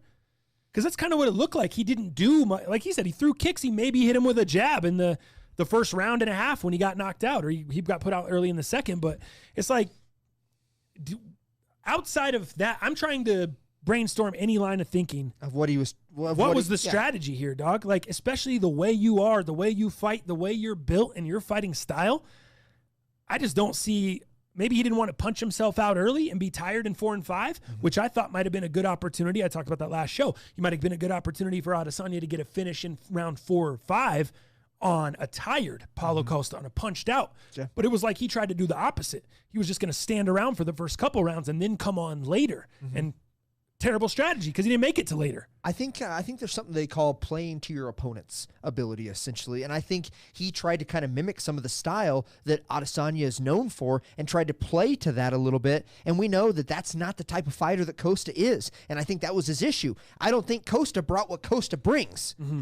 I think he was confused and tried to play too much to the style of his opponent. And it did not work out for him. It was a bold strategy, and it didn't work out. Adesanya Adesanya said strategy, Cotton. Let's see if it pays off for him. He alluded a little bit to that as well. And here's him talking about his strategy and the antics and how he dealt with the antics and stuff as well. After the first round, I was so fresh. I looked over, and I could see he was sitting down. In the second round, his antics were still. What they want is they want me to stand there. You come here. Why are you running? Come here. No, here. You just want me to stand there so you can punch me. I'm not stupid, dummy. I told you, he's dumb. I'm smart. I understand this fucking game. This was my 100th win in combat sports all around. Listen, 1 fight. It's a lot of fights. 2 fight. 3 fight. 4 fights, 5 fights, 6 fights, all the way to a fucking 100. And I've had over 100 fights. I'm not a fucking baby in this game. I've been doing this shit for a long time. For a goddamn long time.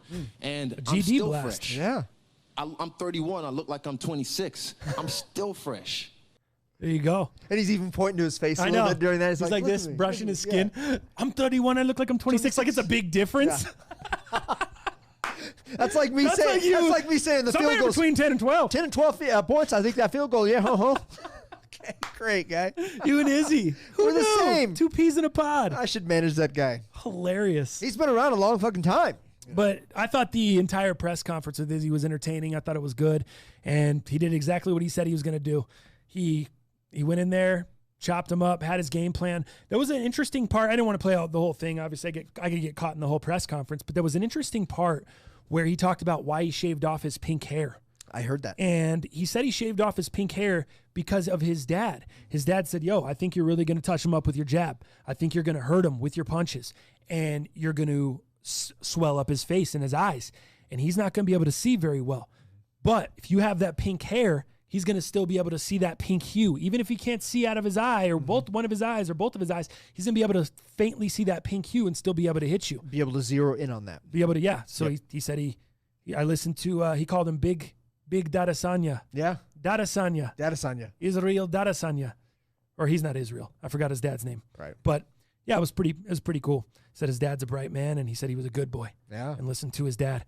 He also talked about Paulo Costa's handler.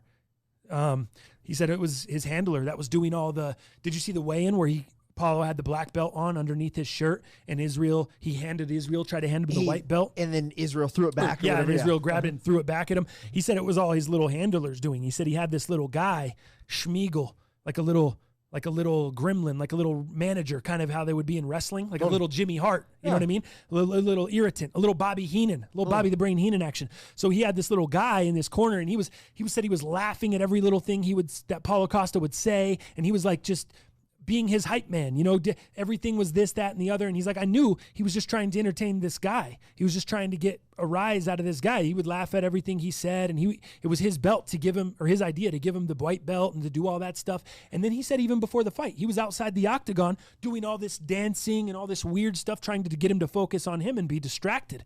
Weird. And then when he went to finish the fight, he said, I went to go find that guy, and he ran off. He was nowhere to be found. He said he was nowhere around. Weird. So it's pretty interesting. But yeah, I was very disappointed in Costa. I thought that was some bitch shit, dude. That Costa was caca. The rest of the card. What you think of the new light heavyweight champion? Good for him. Jan. Dude, I didn't expect that at all. Jan Blachowicz. I didn't put any money on this, but I didn't expect Jan to do what he did in such a dominant fashion, dude. In a round 2 knockout TKO, dude, against Dominic Reyes, who has had real good success against John Jones. You know, arguably one of the better successes outside of, what's the guy we just talked about in 2013 that had that great match against John Jones? Gustafsson. I thought Dominic Reyes put on a great show against John Jones, and I expected more. But Jan, shouts to him. He dominated that fight. He had control the whole time. Sustained so much damage within Dominic. I was impressed, dude. I was impressed with Jan. I didn't think Jan had really much of a chance going into this. I was certainly surprised. You and a lot of other people. I think there was people that were, dude. Reyes was minus 250. Oh wow, over a 2-1 favorite. favorite. Over Huge. 2-1. I mean, I wouldn't say huge. I'd call huge like 500, 450, but over 2-1 is a sizable number. You know what I mean? It's not like he's just 105 or whatever. So big time number, gets put out, not only gets beat, but gets put out. Did you see that guy getting put out? No. Man, that was just very, very impressive. I thought it was one of the more impressive finishes and one of the more shocking finishes. I didn't expect that at all. I saw a lot of people lost some money on him. Here's what Dana White thought on his performance there. Jan Blachowicz's performance tonight. He looked awesome, man. He looked unbelievable. It was like he had a laser on that kick to the body, man. That thing kept landing right in the same place and was ripping Reyes apart. And dude, his side. I believe that was a huge factor in the fight. Huge, dude. Question immediately. He calls out John Jones, basically. Can you tell us what is going on with John? Would he come back down as heavyweight? What's up with him? What's going on? Listen, you guys know as much as I know about John Jones. Nobody knows. But yeah, I like that he wants to fight John. Yeah. You know, he could have called out whoever the next contender is and whatever. The fact that these guys respect Jones enough, and the fact that they want to be the guy who beats the guy, I love it. Yeah. Love it. I thought Jan is he's pretty humble, but he just keeps his mouth shut. He's not there for the antics. He's just in there to go whoop some ass, and that's what he is. I respect Jan in a certain way. Blachowicz is probably, I love him in the post-fight presser was great. I didn't get to watch much of that. His Polish accent is just is great. He basically, he was kind of asked about John too, but he just, what Dana said, he wants to fight John Jones. He wants to feel like this was an interim title win for him. Right. And same thing. I respect that he wants to go fight the guy that actually had the belt. Had it and gave it up. And gave it up. What do you know about the Conor McGregor situation? Dana White leaking the DMs. Are you familiar with this? I'm not. I'm familiar with Conor possibly boxing. Okay. Some individual, but that's about as much as I know with Conor. Well, here's Dana White. Let's hit that really quickly. Okay. Being asked about Conor McGregor's boxing. How valid is this Pacquiao thing, though? Can you comment on that? I mean, is this a real thing that could happen? I have no idea.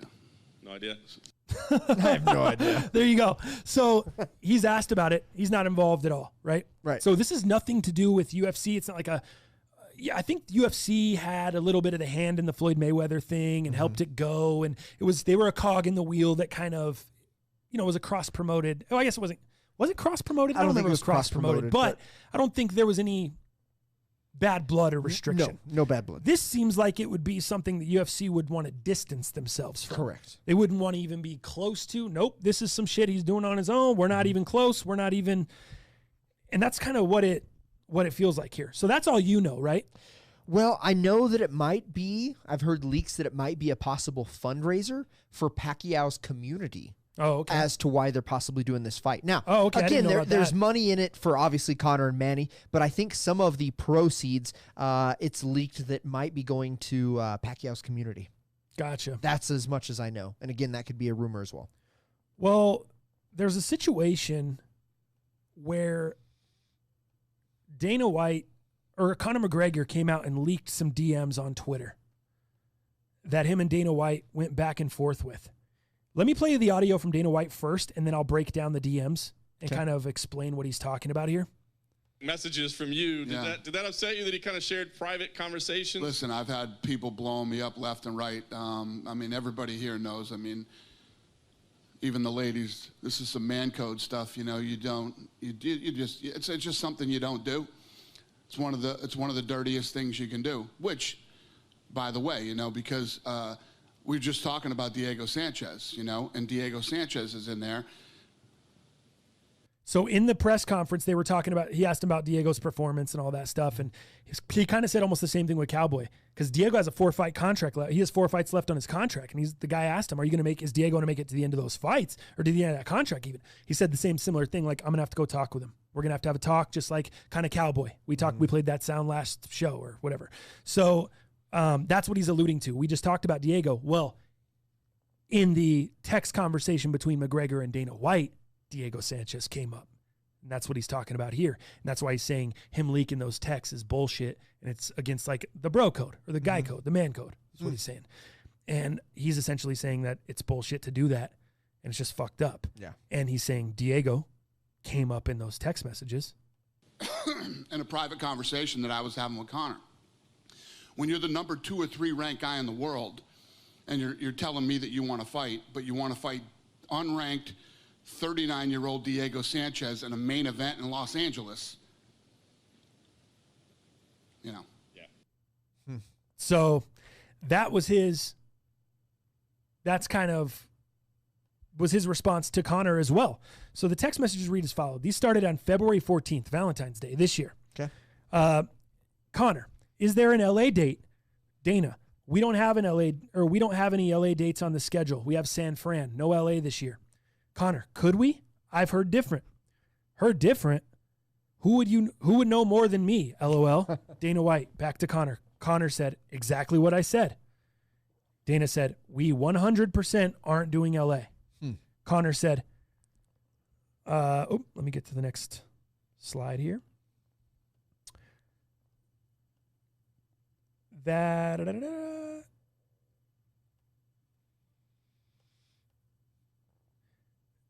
This is Bollocks. I'm not waiting on this guy. What's there? ? LOL. What do you want to do, kid? From Dana White. Conor, fight, mate. Dana White, and that was all February 14th. Dana responds to him the next day, I guess it's 3:27 a.m. Dana White. Fight who? Who's there? Anyone, Conor says. And then this is kind of where it gets a little bit crazy. So Conor says, who's there? Anyone. And that's on February 15th. No response from Dana. So then on February 16th, Conor comes back. A fight in late May, me and Diego in Dublin in August. Rematch end of the year. Boom. Me and Diego in Dublin is a cracker. Dana said, bro, we should lose our promoter's license if we make that fight. I love the honesty out of Dana, though. Yeah. And this is on February 16th. Conor said, I thought he fought one of his better fights, being honest, considering the opponent's style and attributes. What date is the Brazil card? No response from Dana. Conor says on February 18th, who's next? Gaethje? When? Where? Let's get it going. Same as before. I'm going to have my team reach out. And then Dana, is that what you want, kid? I will have my guy call now. Lovely. When we thinking? From Conor. International Fight Week, Dana says. What date is that?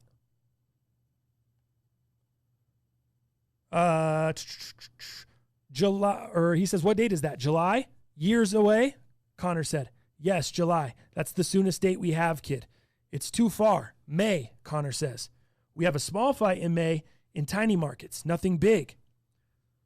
July is the earliest I can do for you, kid. July 11th in Vegas. It's our first U.S. date for a while. I worked it all out today. It's the fastest I can do. So that's the entire conversation. Basically, Conor's trying to say that he's been trying to fight. That's his whole thing. I've been reaching out with him in fights. Well, now Dana's saying, yeah, he wanted to fight Diego Sanchez twice.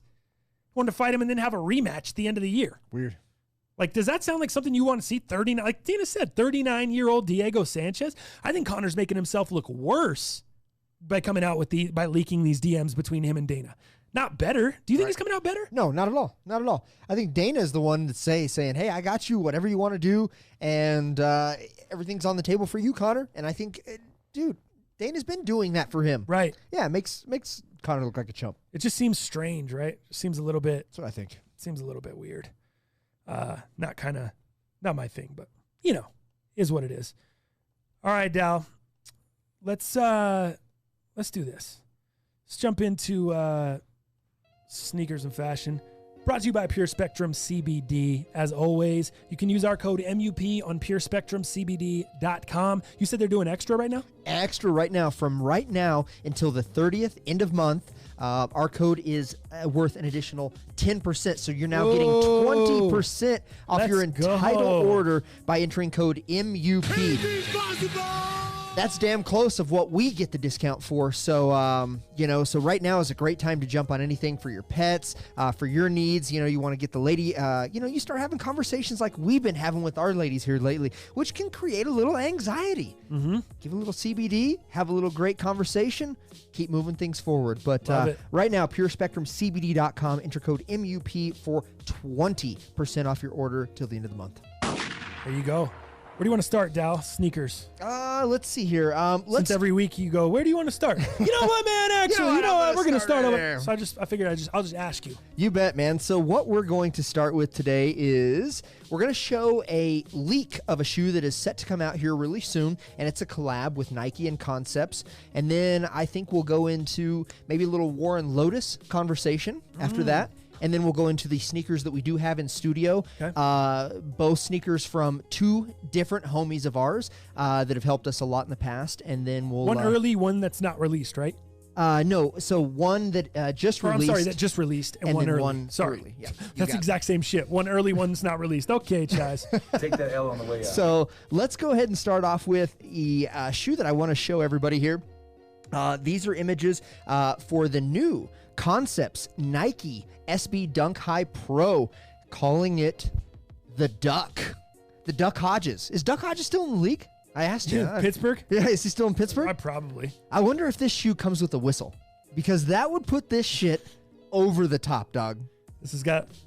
Yep, signed to the Steelers practice squad. All right. September 6th, 2020. Duck Hodges. He's still in there like chin hair. There you go. So let's take a look at this shoe, man. So if you look at it, I've got multiple pictures here. Here's the first one. It looks like a shoe surgeon. Just off the top, it does. It looks like a shoe surgeon off thing. the rip, right? Just first time I've seen it right now. Like, look at the side. Look at that, side panel, dude. Oh, that's very ducky, man. Like all the different textures of would-be feathers on that. I think that looks really, really cool, man. Let's go to another picture here.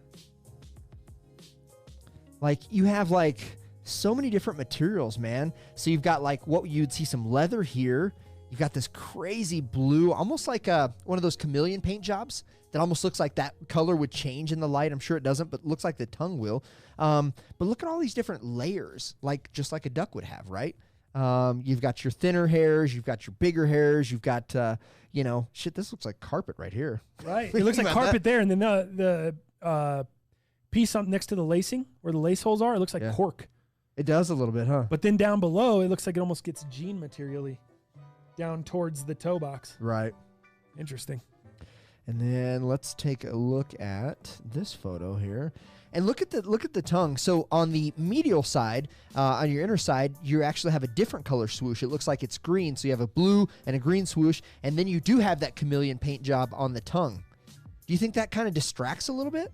What do you think the reasoning for that would be? Because sometimes, you'll see ducks, and it looks like they have their shit is iridescent. It does kind of change, like their feathers. Like that. What's that? You'll find a feather on the ground, and you do this in the sunlight, and it looks kind of like that. Bit? Yeah, what's that main duck? Is it a mallard? I have no dude. I don't duck hunt. I don't know. I couldn't tell you a difference between a duck that's floating in the pond at the park and a pheasant and a. I have no idea. I'm only on NES duck hunt. That's right, it. Exactly. Only hunting I do. Right. You know what I mean? I'm not a hunt guy. But that just reminds me of those chameleon paint jobs that you would see on cars. But I do see that, in different lights, you could see the feathers change. That makes sense now. Okay. Yeah. Good point, guy. Yeah, thank you. Yeah, thank you. And just yet another show. It's a different, it's a different color swoosh on the inside. I think that's pretty cool. Yeah, I do too. And the sail lace is super good. I think that works really, really well. I don't think it shows any other lace colors that are a potential, but I think that's the go-to, man. It looks really, really good to me. See if we have any other photos here. So you have one kind of head on. Looks like really good materials. I think you hit it perfectly, man. The shoe surgeon, it looks like he just kind of wrapped this up as a custom for like offset from the Migos or whatever. And here you go. I think it's really cool, man. I'm excited to have it. You've got multiple colors. You've got multiple samplings of different materials, which, i.e., you have multiple layers on a duck when it comes to their feathers, where it's the down and you've got the thinner feathers and the evolution. Shit, the ones on the side now, as you look at it, it almost looks like, dude, you know what that looks like? When you pop a blackhead on your nose, or you take those Oh my God. Dude, when you put those strips over your nose and you pull the strip up, tell me that doesn't look like that. Biore. Dog. Yeah. That's like a Biore strip with acne blackheads taken off. I think it looks good. But I thought you were going to say something to do with like hunting. Like, oh, dude, have you ever laid down inside of like a duck blind and you pull the, like I thought you were going to say some realistic. Nope. Acne, that blackhead. Looks like blackhead removal. What's that one show? That's the after Dr. Pimple Popper. There you go. Yeah. You go into that. That's what these are. These are the pimple poppers. Unbelievable, bro. The blackhead pimple poppers. So yeah, man, I just wanted to show a couple leaks on that. I think that's a pretty cool shoe. No definitive release date quite yet on that shoe. But that is something to look forward to. And I thought it'd be good because, again, you're not a dunk low guy. And you're not the biggest dunk guy in general. But if it's high, you're in there. Yeah, I like dunk highs. And now I like duck highs. I love it, man. I love it. So yeah, man, that's all I have on that. You're probably going to have that same price of anywhere from $120 to $160 retail price on that. And we'll see. I'm sure it'll probably be a little bit later this fall, but I'm looking forward to that, and I think it's going to be great. How about we get into the next shoe that just blew up Twitter? So I know you were on Twitter yesterday, and you were doing a lot of tweets with games and things like that. I don't know if you had much time to really look into what was turning the sneaker world upside down. Are you familiar with the Warren Lotas Staple Pigeon collab that was just launched yesterday? I am. I was on there. I was looking at it. I was debating. I was trying to make some decisions. Yeah. John King. I bought that Warren Lotas joint so quick and got 3 of his shirts coming. Oh wow! Bang in the chat. Wow, John King He's going in. All right, so check this out. Yeah. I'm on the website. Let's explain this to everyone first, and then I'll give you my personal account, and you can give me yours. Yeah. Or vice versa, whatever. So from what I understand, this shoe is a collab with Staple Pigeon. They're not actual Nike Dunks. That is correct. They are a pre-order. Everyone that wants one would get one, but they were only live for 15 minutes. So as the easiest cop in the world, all you had to do was log on there, select your size, and pay the $300. They're not authentic Nike Dunks. Correct. They are a remanufactured shoe. It says it's good materials, Italian materials. This pre-order will take 3 to 4 months to produce. People should start getting pairs February 2021 is what I'm seeing. So that's what's up. And the shoe is on screen there. Yep. The Warren Lotas Dunk, if you're unfamiliar, there's been the OG, like the first model of this went crazy. They sold out. They go for a lot of money reselling. So we've seen talk of this in the past month or so.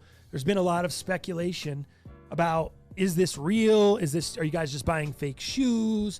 Some people are mad. Some people think the thing's cool. Warren's obviously doing his thing. 100%. You know what I mean? And continues. So regardless of what everyone thinks, and everyone's entitled to their own opinion, that's what's up there. For me, how I look at the shoe, when I went about it, I looked at it at first, and I was like, ooh, I might be into this shit. $300, okay. Then I read, and I'm like, damn, not a genuine Nike Dunk. Correct. Do I still want it?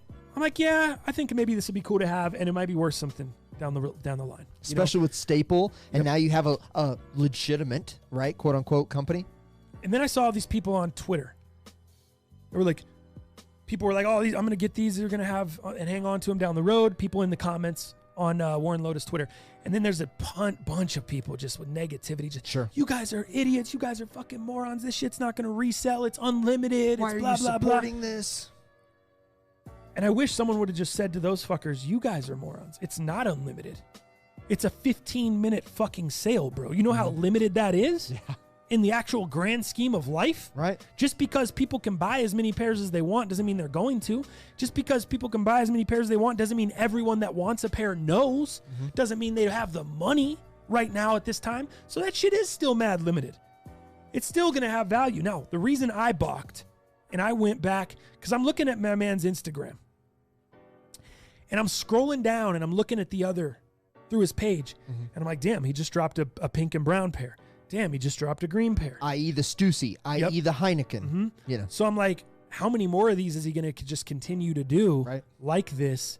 And they're going to become like, are they going to become like Yeezys? Are they going to become like, and for me, I'm like, this is something that I probably wouldn't wear. It would be a novelty item for me. It'd be something that's just chilling. And so I decided against it. I was like, I don't really need it. If it was an authentic Nike shoe, I may be a little bit more in. And that's not that I'm against the other thing. I think that may have just pushed me over the top. Just not enough pushed me over the top. I think I think it probably will be worth some money down the road. What do you think it'll go for down the road? 500 probably?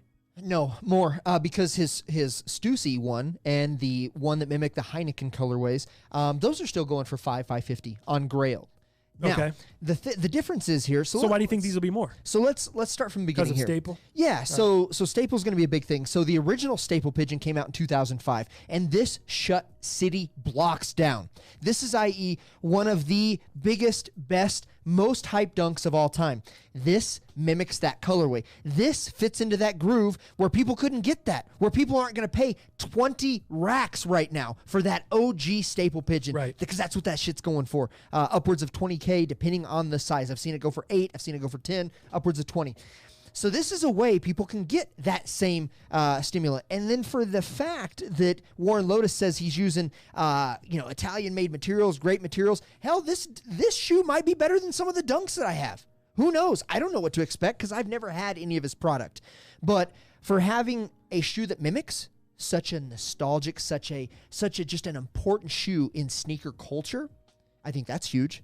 Number 2, it still is going to be limited. I'll tell you, for somebody like Dallas who went in there, like John King, who fucking bought this shoe yesterday, I didn't go in there to make thousands. I was like, you know what? I kind of like the shoe. It reminds me of the Pigeon. I'll never have the Pigeon dunk. I can't afford that, and I would never be stupid enough, sorry for people that are, to buy that. That's just not a smart decision for me.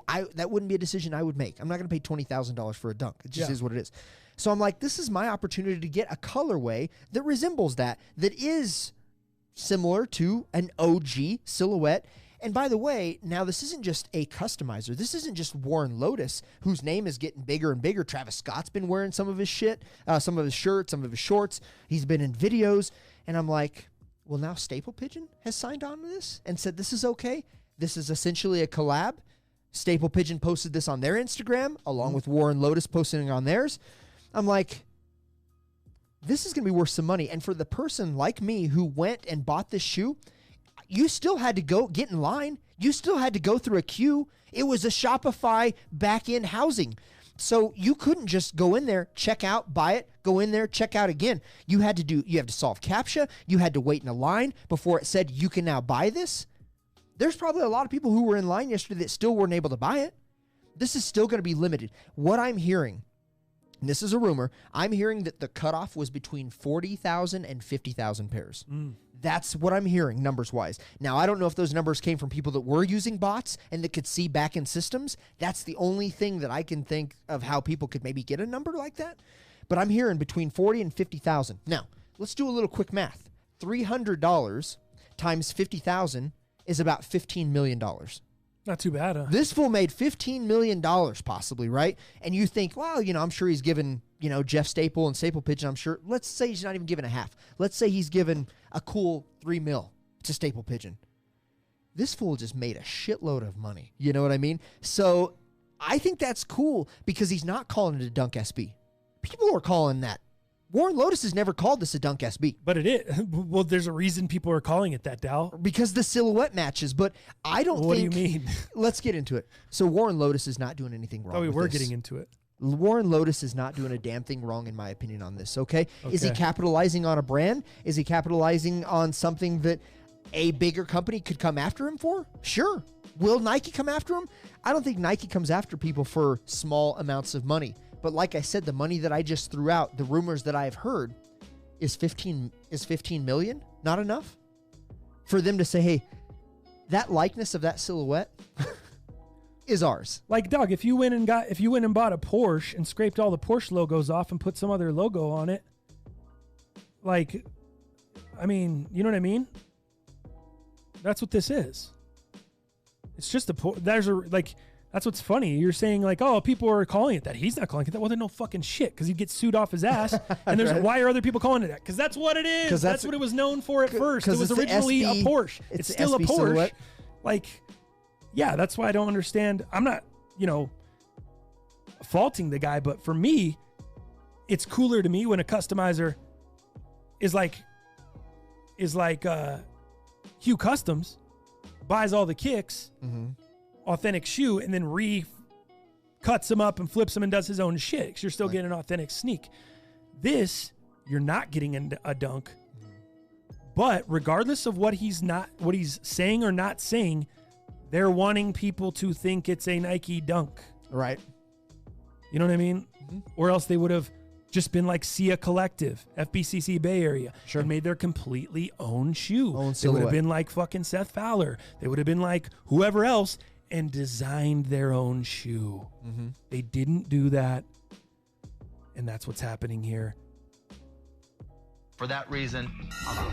It's just not for me. Let me spin it this way. Spin it. What about Kaz? I don't own any Kaz shit, but what about it? So, Kaz has obviously used Mickey Mouse, characters. He's used a lot of these different characters, and he has his own characters, right? That we've all kind of loved to see, and we've capitalized ourselves on. And, for him to just put X's on the eyes of these Mickey characters, these Disney characters, is that enough? Is that kind of like your Porsche analogy? When do we say it's cool, and when do we say, hold on, this is not cool, this is disrupting the whole sneaker culture? He's collabed with those companies, though, on Kaz? The brand is collabing with Mickey or Disney, or they're collabing. I don't believe so. So they're able to do that, and they're not getting sued by Disney either?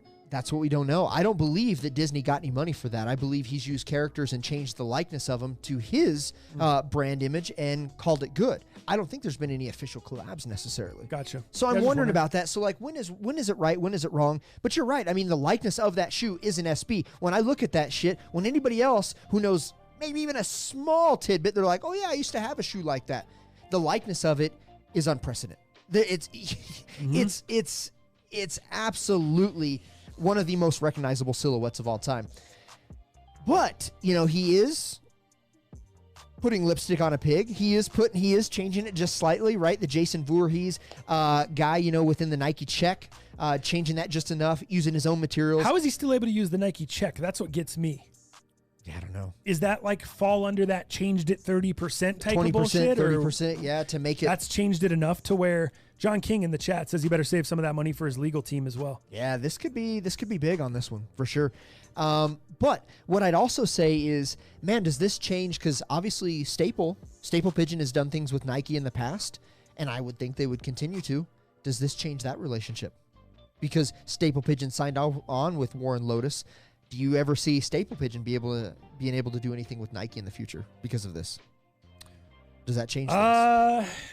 That's a great question. I don't know, but I know that Jeff being a part of this, Warren needed that. If he was not going to use authentic materials or authentic Nike Dunks, whatever, like he did with the previous version or the first version that went crazy, it was more shoe surgeon style, right? It was more what I was talking about, cut and sew. He bought authentic versions and then redid them, right? Yeah, I think that's originally, yeah. These, it's obviously not that scenario, so they can produce way more pairs, and you don't have to do them hand by hand, right? Right. So, sure. But in order to make that happen, and in order to say these are not Nike Dunks and still have them go the way they're going to go, you needed a cosign, a heavy cosign from someone. I don't know who that needed to be, but Jeff is a perfect guy. They're going to go crazy now because he's a part of it, and he gives it that legitimacy. Even though it's not legitimate, he gives it legitimacy. And I'm wondering if... in people's minds. Because I think Warren did a couple that might have been on existing Dunks, but I think most of the stuff that he's done here lately... Oh, he said Dirty DJ said no, he never used authentic Dunks. Yeah, it's been mostly the Stussy looking Dunk that came out, and then the Heineken looking Dunk. Those were both not Dunk SBs. Those were the same silhouettes that he's had. I think he has a manufacturer out of... God, where did he say? So his very first pair ever, he just started making his own shoes that were replicated. I don't know that for sure. I just know his last two models have not been Nike SB Dunks. They have been exactly what this is. So I think you're probably a little wrong that he needed Jeff in this, but I think that's what makes this a monumental sneaker now. Because the last two Dunks that he's released have been his own Dunks. Yeah, but that's why I'm saying he needed Jeff, because those were like $10K in pairs. Yeah, that's all. Yeah, they were were talking 40, 50K. Well, we're talking he couldn't have 4 or pushed 5 that many times the pairs number. without Jeff. Right, exactly. He couldn't have done that. Yeah, so that's my point there. Yeah, I would agree with that. 100%. So you copped. Interesting. I did. I copped. I'm pumped to see him in the studio. I'm glad you did. I thought about it for the show, and I thought about it for resale and all that stuff, and then I backed out, and then to hear you did, I'm pumped because we can still take a look at him. I just hope I'm still alive by February. Shit, with all my health issues, that's a long time away before we get the spare in studio. You know what I mean? Mm-hmm. We'll see. But you know what, man? I'm happy for him. I bought it. I liked it. I buy what I like. And for me, when I get my pair, I'm probably just going to wear it. I wouldn't say I'm going to thrash it, but I've been wearing all my pairs here lately, unless when that thing comes out, it's this stupid amount. But here's the other thing that you may not know. You cannot and you will not find a pair of Warren Lotas on GOAT and or StockX. And the reason you cannot is because they're not an actual Dunk SB. Right. So where do you sell them on resale? Grailed. That's it, huh? Grailed, eBay, those type of facilities. But legitimate sneaker authentication sites, i.e. GOAT and StockX, will not have these. But I'm wondering now that we have staple sign-on, does that change? Can that change? But in the past, it has not, and you cannot find those shoes. So, Joey Magana, KAWS, Star Wars, and Disney figures are 100% licensed. TM on the boxes. Even with KAWS? Trademark. That's what he said, KAWS. Okay. Well. KAWS, Star Wars, and Disney. So 100% licensed. So he obviously had permission and license, whereas Warren Lotas does not. That'd be funny if these don't even ship. And you can't get your 300 back. I know. What a great loan that I gave. That would not be funny. I'm just kidding. What a great loan that is. And that's people's issues too. They're like, oh, dude, you guys just loaned him fucking $300. No shit. You should change your name to Warren Lonas. Yeah. Look at that, bro. Warren Lonas in the house. Dang, that's holy tight. shit. All right, let's go to the next. All right. We burned enough time on that. Let's go to the first sneaker that we have in studio, which I am really, really pumped on these, man. Nike Dunk SB continues to kill it, so let me grab this pair. All right. Let's do this. Oh, you got the rainbow box. Yeah, the rainbow box. The Travis Scott Dunk Low box. That's what we all know it as, right? I'm going to put the camera on you so you can kind of show some of these things while I give a little synopsis on this might being one of my favorite shoes so far this year when it comes to dunks. I think this is great. So you have your typical rainbow Nike SB box. This is you can open it. This is the Nike Dunk SB Low Instant Skateboard Collab. This shoe is phenomenal. And I'll get into the story here. But real quick, off the rip, man, this shoe, the materials, the way that it's done here is super sick. The leather quality, pretty nice. Just the suede nubuck on the toe box, super buttery, super solid on this. Let me get you a little zoom action here going. Oh, just turn off the auto focus on the camera. Yeah, there you go. There you go, buddy. Damn. So, what I am worried about is with that 3M toe box there, you're going to have some creasing. We know that 3M does not crease well. We look at all the 3M shoes, and especially throwing 3M on the toe box, that's my only opportunity. Now, I like they did it. I like how it reflects on the toe box, but as we know, when it comes to creasing and keeping your shoes legit, your toe boxes, 3M is not the play. So I think that's an opportunity, but and with the storyline, I can't find any reason why they actually used that. But the materials, like you can even see it in the camera there. Look at that. Look at that side panel, dog. Look at the little squishy rubber or leather right up there. I think that looks just nice, dude. On the inside, really nice on that medial side. I think it's absolutely brilliant, and the fact that they use yellow to accent the Nike swoosh and the Nike on the backside, I think is just enough pop, because I think they could have been really boring had they not had that yellow. So I think if we just look at the amount of details on this are just incredible, man. Cool insole too. Yeah. And this one's totally different. So what that has in there, let's see if I can focus this here for you. There you go. It's kind of like a maze or like a brick and mortar. A little bit there. Kind of like a brick scene. I used to be a brick paver. Did you? I laid brick back in the day. Yeah, man. Wow. I did that as a side hustle. Check this one out, though. This one's different. So if you want to show that one. That one says The Instant, which is their, obviously, their brand. And then it says Tokyo, and I think it says Max. Oh, yeah. Kind of strange. It looks like it's covered on the bottom, but it's just a Yeah. Pretty sweet. Little road grate. Yeah, for sure. Drain there. Yeah. Keep your dogs away from that. Dude, did you see on the side? Check out the side. Yeah, the little dog. Yeah, what do you think about that? Is it a dog? It is a dog. Yeah. Let me give you a little story on that, man. So the Dunk Low Pro, that's inspired by the city of Shibuya, which Ted, our buddy Ted, goes to in Japan quite a bit, right? He spends a lot of time in Shibuya. The city fosters unique own counterculture, and we celebrate it by mixing the culture and skate. Check it out. They actually put that dog on the side.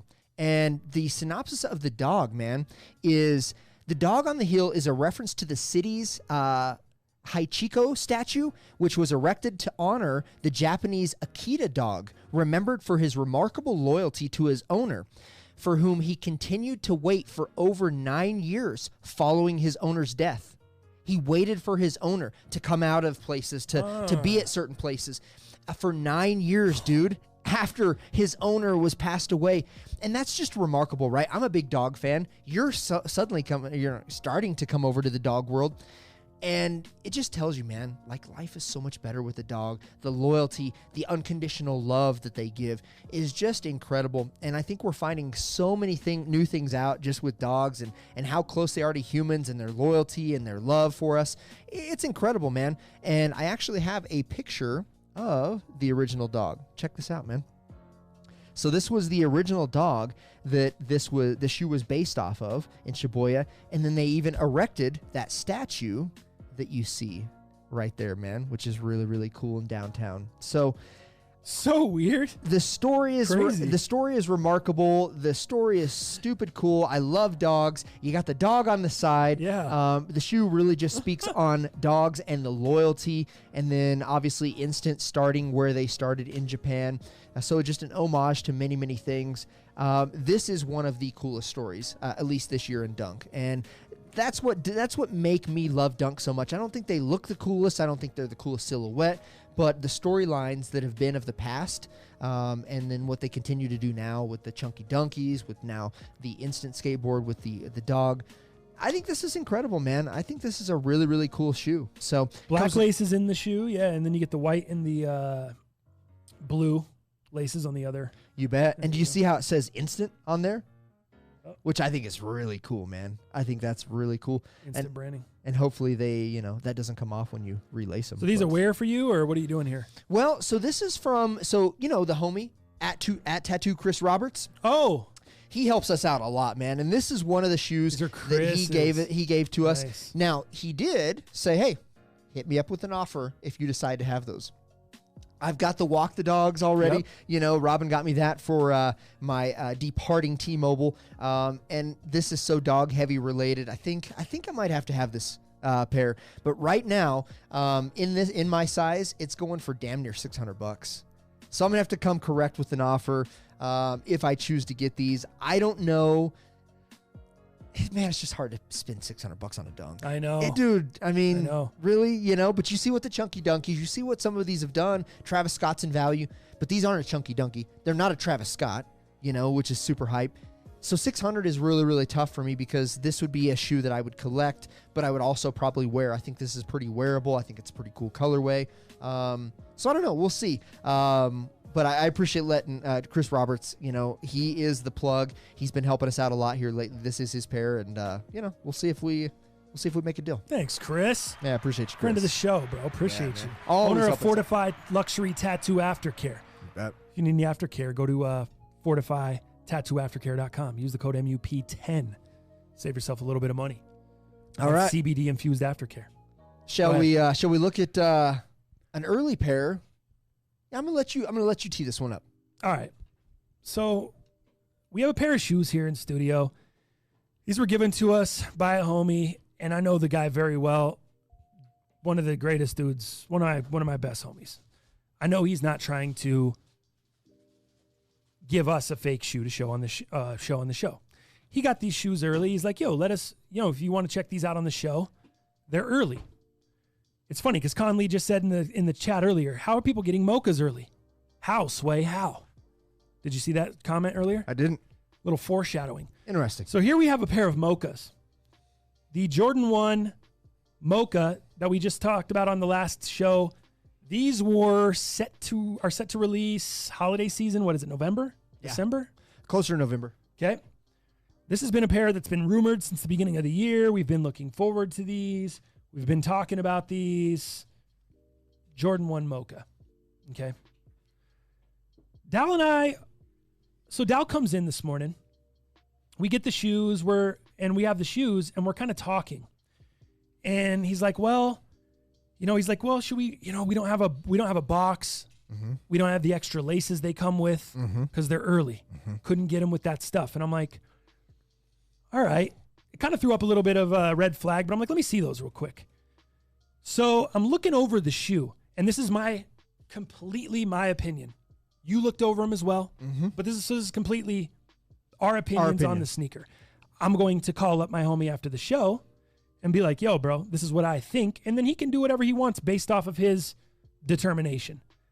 I feel like the shoes are UA. I don't feel like the shoes are authentic, and here's why. Number one, first thing I did when I pulled them out, I said, let me see that, Dow. Pulled them out and smelled them. I go, dog, these got nowhere near a Jordan 1 smell. Now, lately, there's been a few pairs of Jordan 1s. I can't remember exactly if it was the Zoom Airs or a couple. There's been a few pairs, maybe a couple pairs that I've received that didn't have the Jordan 1 smell.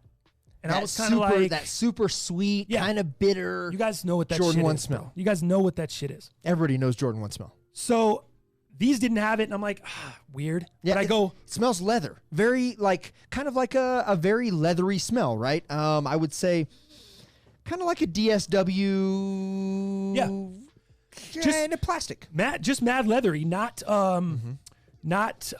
chemically. Correct. Not like I've gotten, trust me, I've had my run-ins with fake shoes, buying shoes over the years from eBay, from people trying to scam me locally, from reviewing fake shoes, real versus fakes, being in contact with Chinese companies. I know the game inside and out, fake shoes.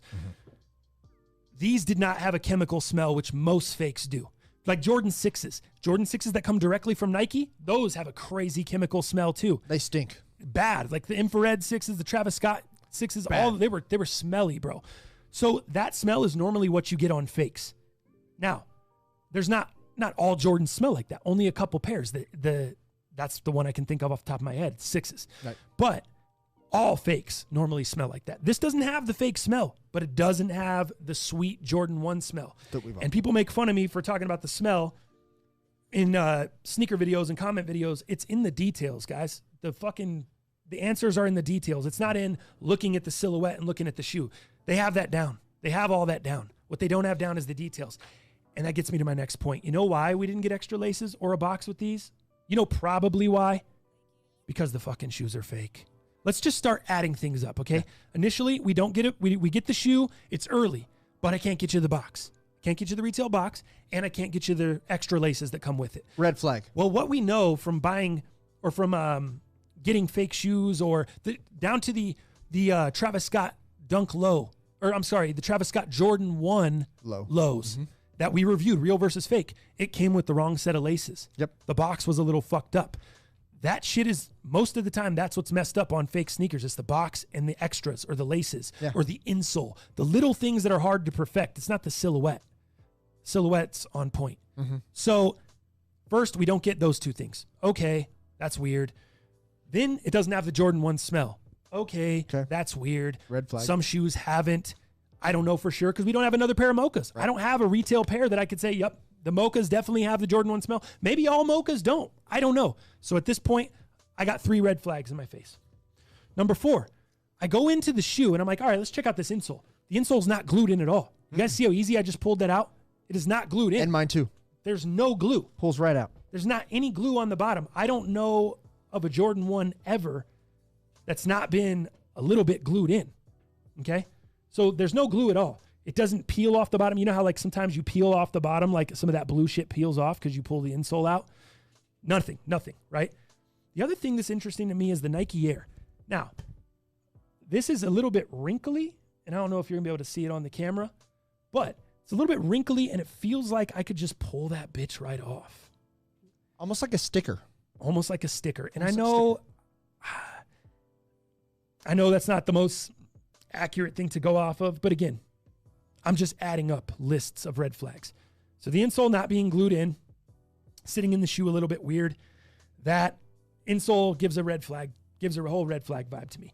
Now, I have in studio, I just happen to have the Biohacks still chilling here. These have Jordan 1 smell, completely different than these. So we're like, okay, yep, this is the smell. You can compare the two, not the same. The only thing that's the same is the brown. Actually, the brown's not even the same. This is the lighter brown. Lighter brown for sure. The darker brown. So, smell is there on these. The other thing, the insole, hard as a bitch to get out, glued in, just like I was saying. I was like, man, I told Dal, I pulled it out earlier, and I'm over here tearing up the damn You almost the blue shit you on almost the have to bottom. perfect it so you don't lose all the blue, the bottom part of the insole, because you'll screw that up if you're not careful. So, I pull finally, I get the insole out, and look, this is what I'm talking about. When it's glued in, this bitch starts peeling off on the bottom a little bit. You get a little peeling.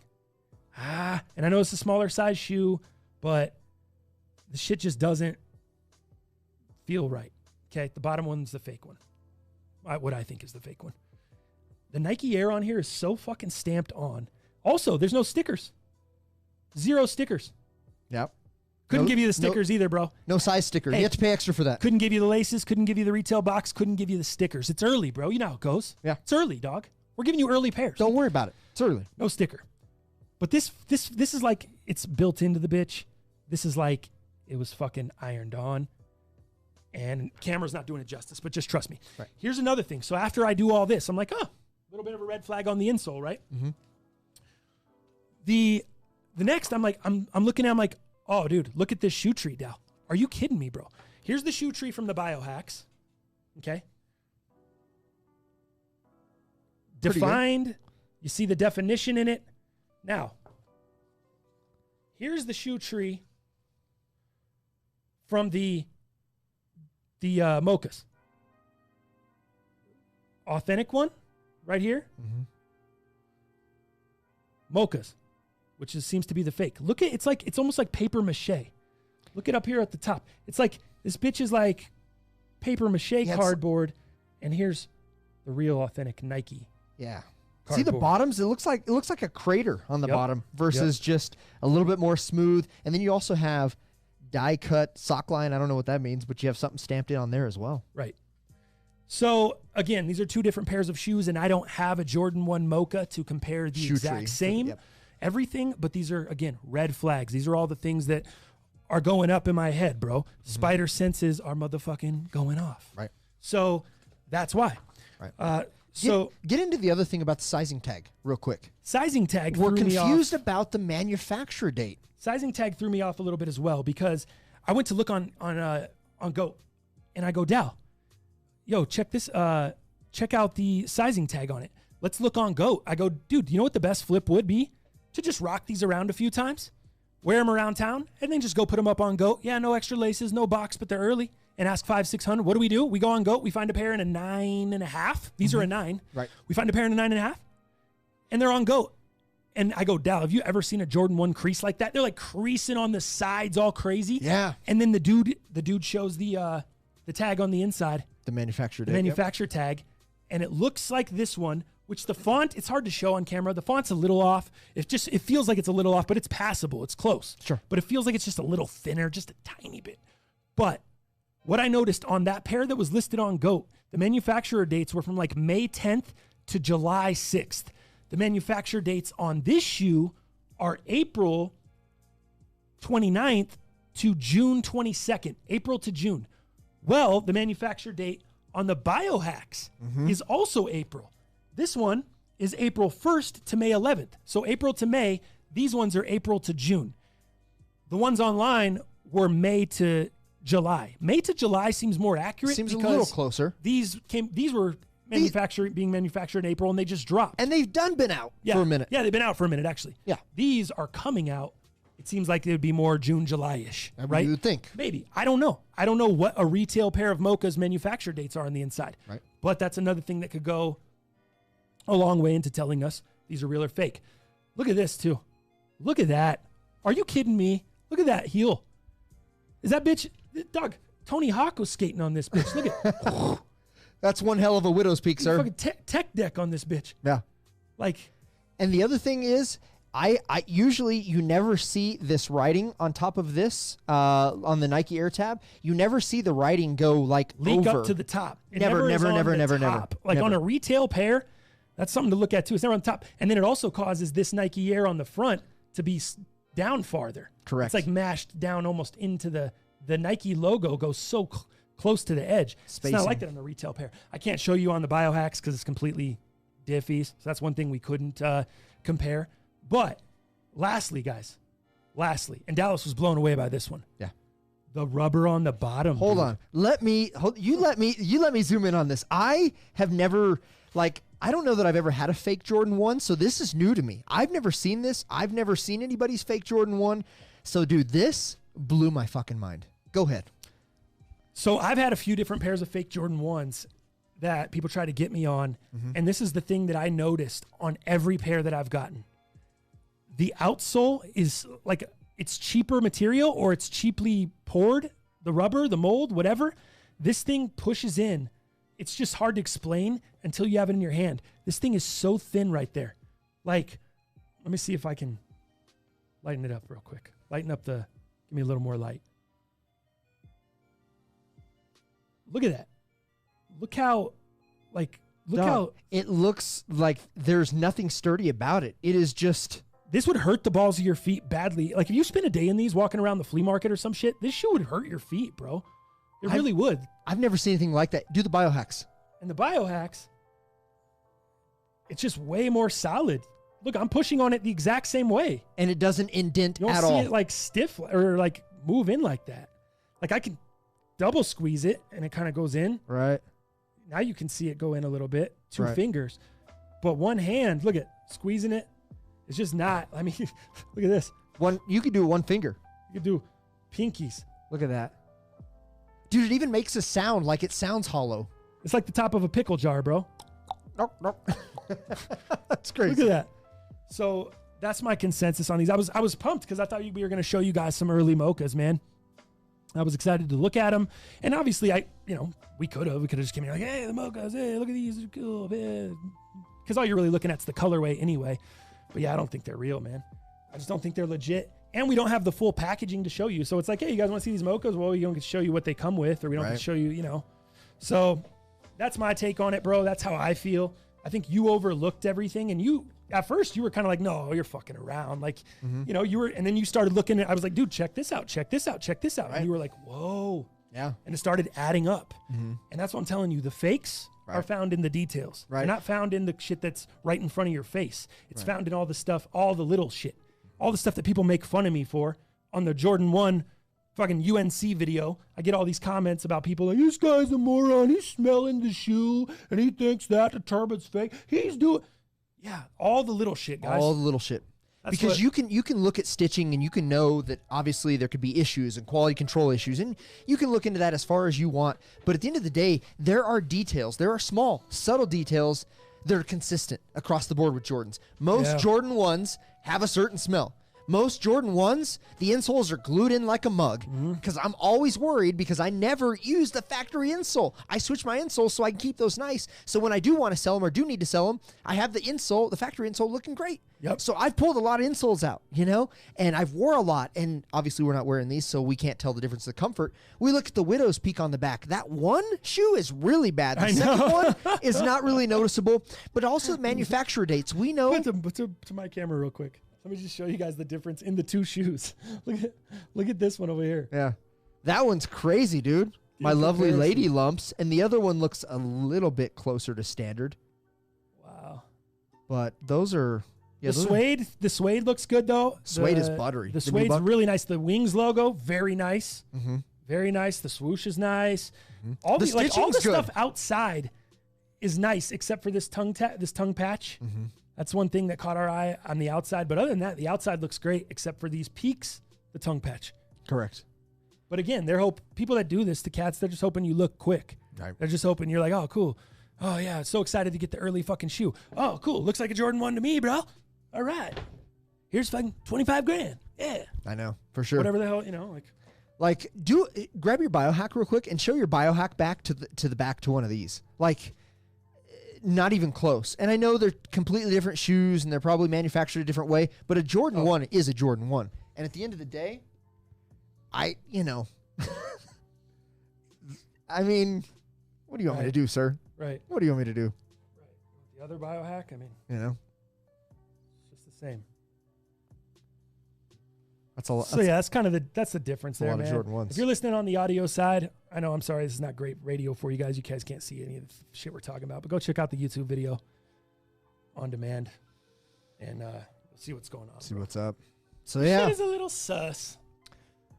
yeah. So do you want to be the bad guy? Or you want me to be the bad guy? Either way, man. Make a call. No, it's not a bad guy. It's just like, hey, bro, this is what we're thinking. Like, this is the shit I saw. We're not This experts. is what I'm looking at. Right. But there's Just a few giving him my things that opinion. don't align. Especially since it's a homie. Like, I want to be like, yo, bro, I don't want you to get got. Like, here's what it is. And then whatever he wants to do after that point is what he wants to do. And maybe we're wrong. I don't think so, but maybe we're wrong. But it's our job to also tell our listeners to be on the lookout, man.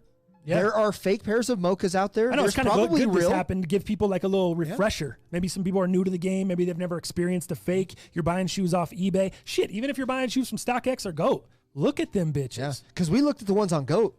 Those didn't look good either. Yeah. But again, those are pictures. It's hard. They looked like poop on there, though. I know those were fakes. Early Mochas, and they had been worn already. And that's exactly what I told you. I was like, yo, someone could just do this and this and this. And then we go look it up, and that's exactly what people are doing. Yep. They're getting fake pairs of shoes early. They're wearing them, and then they'll sell it to you with no extras and no box on GOAT, so it can pass authentication. Because obviously those cats aren't paid enough to care. I don't know. I don't know. But the leather on here, nice, dude. Everything else is nice. Yeah, the leather feels really good. It feels similar to other Jordan 1s. The materials are great that they used. That nubuck, man, like when you put your finger across it, it's like a vacuum cleaner. When you just vacuumed one surface, you go over it and it's like, ooh, that's clean. You go over it, back over it, and it's nice, dude. Yeah, make sure them bottoms ain't thin, bro. Dang, that's crazy. I've never seen that on a Jordan 1. The thin bottoms. That's just like a trampoline bottom. Yep. And it's not necessarily like that in the heel. It's just in the forefoot, the ball of the foot. The heel feels good. The heel feels fine. You do it to the heel, it's whatever. It's right on the ball of the foot, on that little circle. Oh my gosh. That's wild, dude. It's nuts. Just like you said, it's like makes a noise, bro. Yeah. It makes a noise. Crazy. It's just unbelievable. I'm checking all my other Jordan 1s now. LOL. Dirty DJ. For sure. That was a great face TTF made. I don't know. What was I reacting to? Heel shape looks pretty good. But the Widow's Peak. Yep. People reacting. People who talk shit about why smelling the shoe and shit are just obvious and have no idea what's going on. Right. It's like the most basic step to verifying authenticity from the jump. Exactly, bro.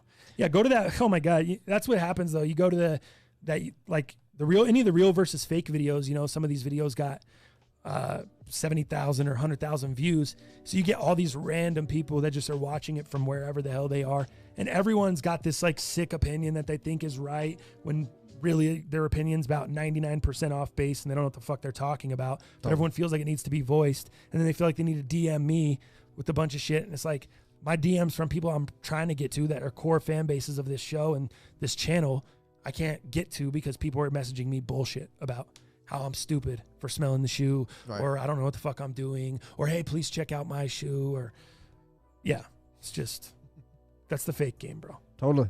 But just woke up, fools. What did I miss? Fail Beast. Just a replica pair of Mochas, my dog. Mm-hmm. A UA pair of Mochas in stewed. Go run it back. Check it out. Jacked and Juicy Sequence. Thanks for showing this. Oh, you know it, bro. Thank you for tuning in.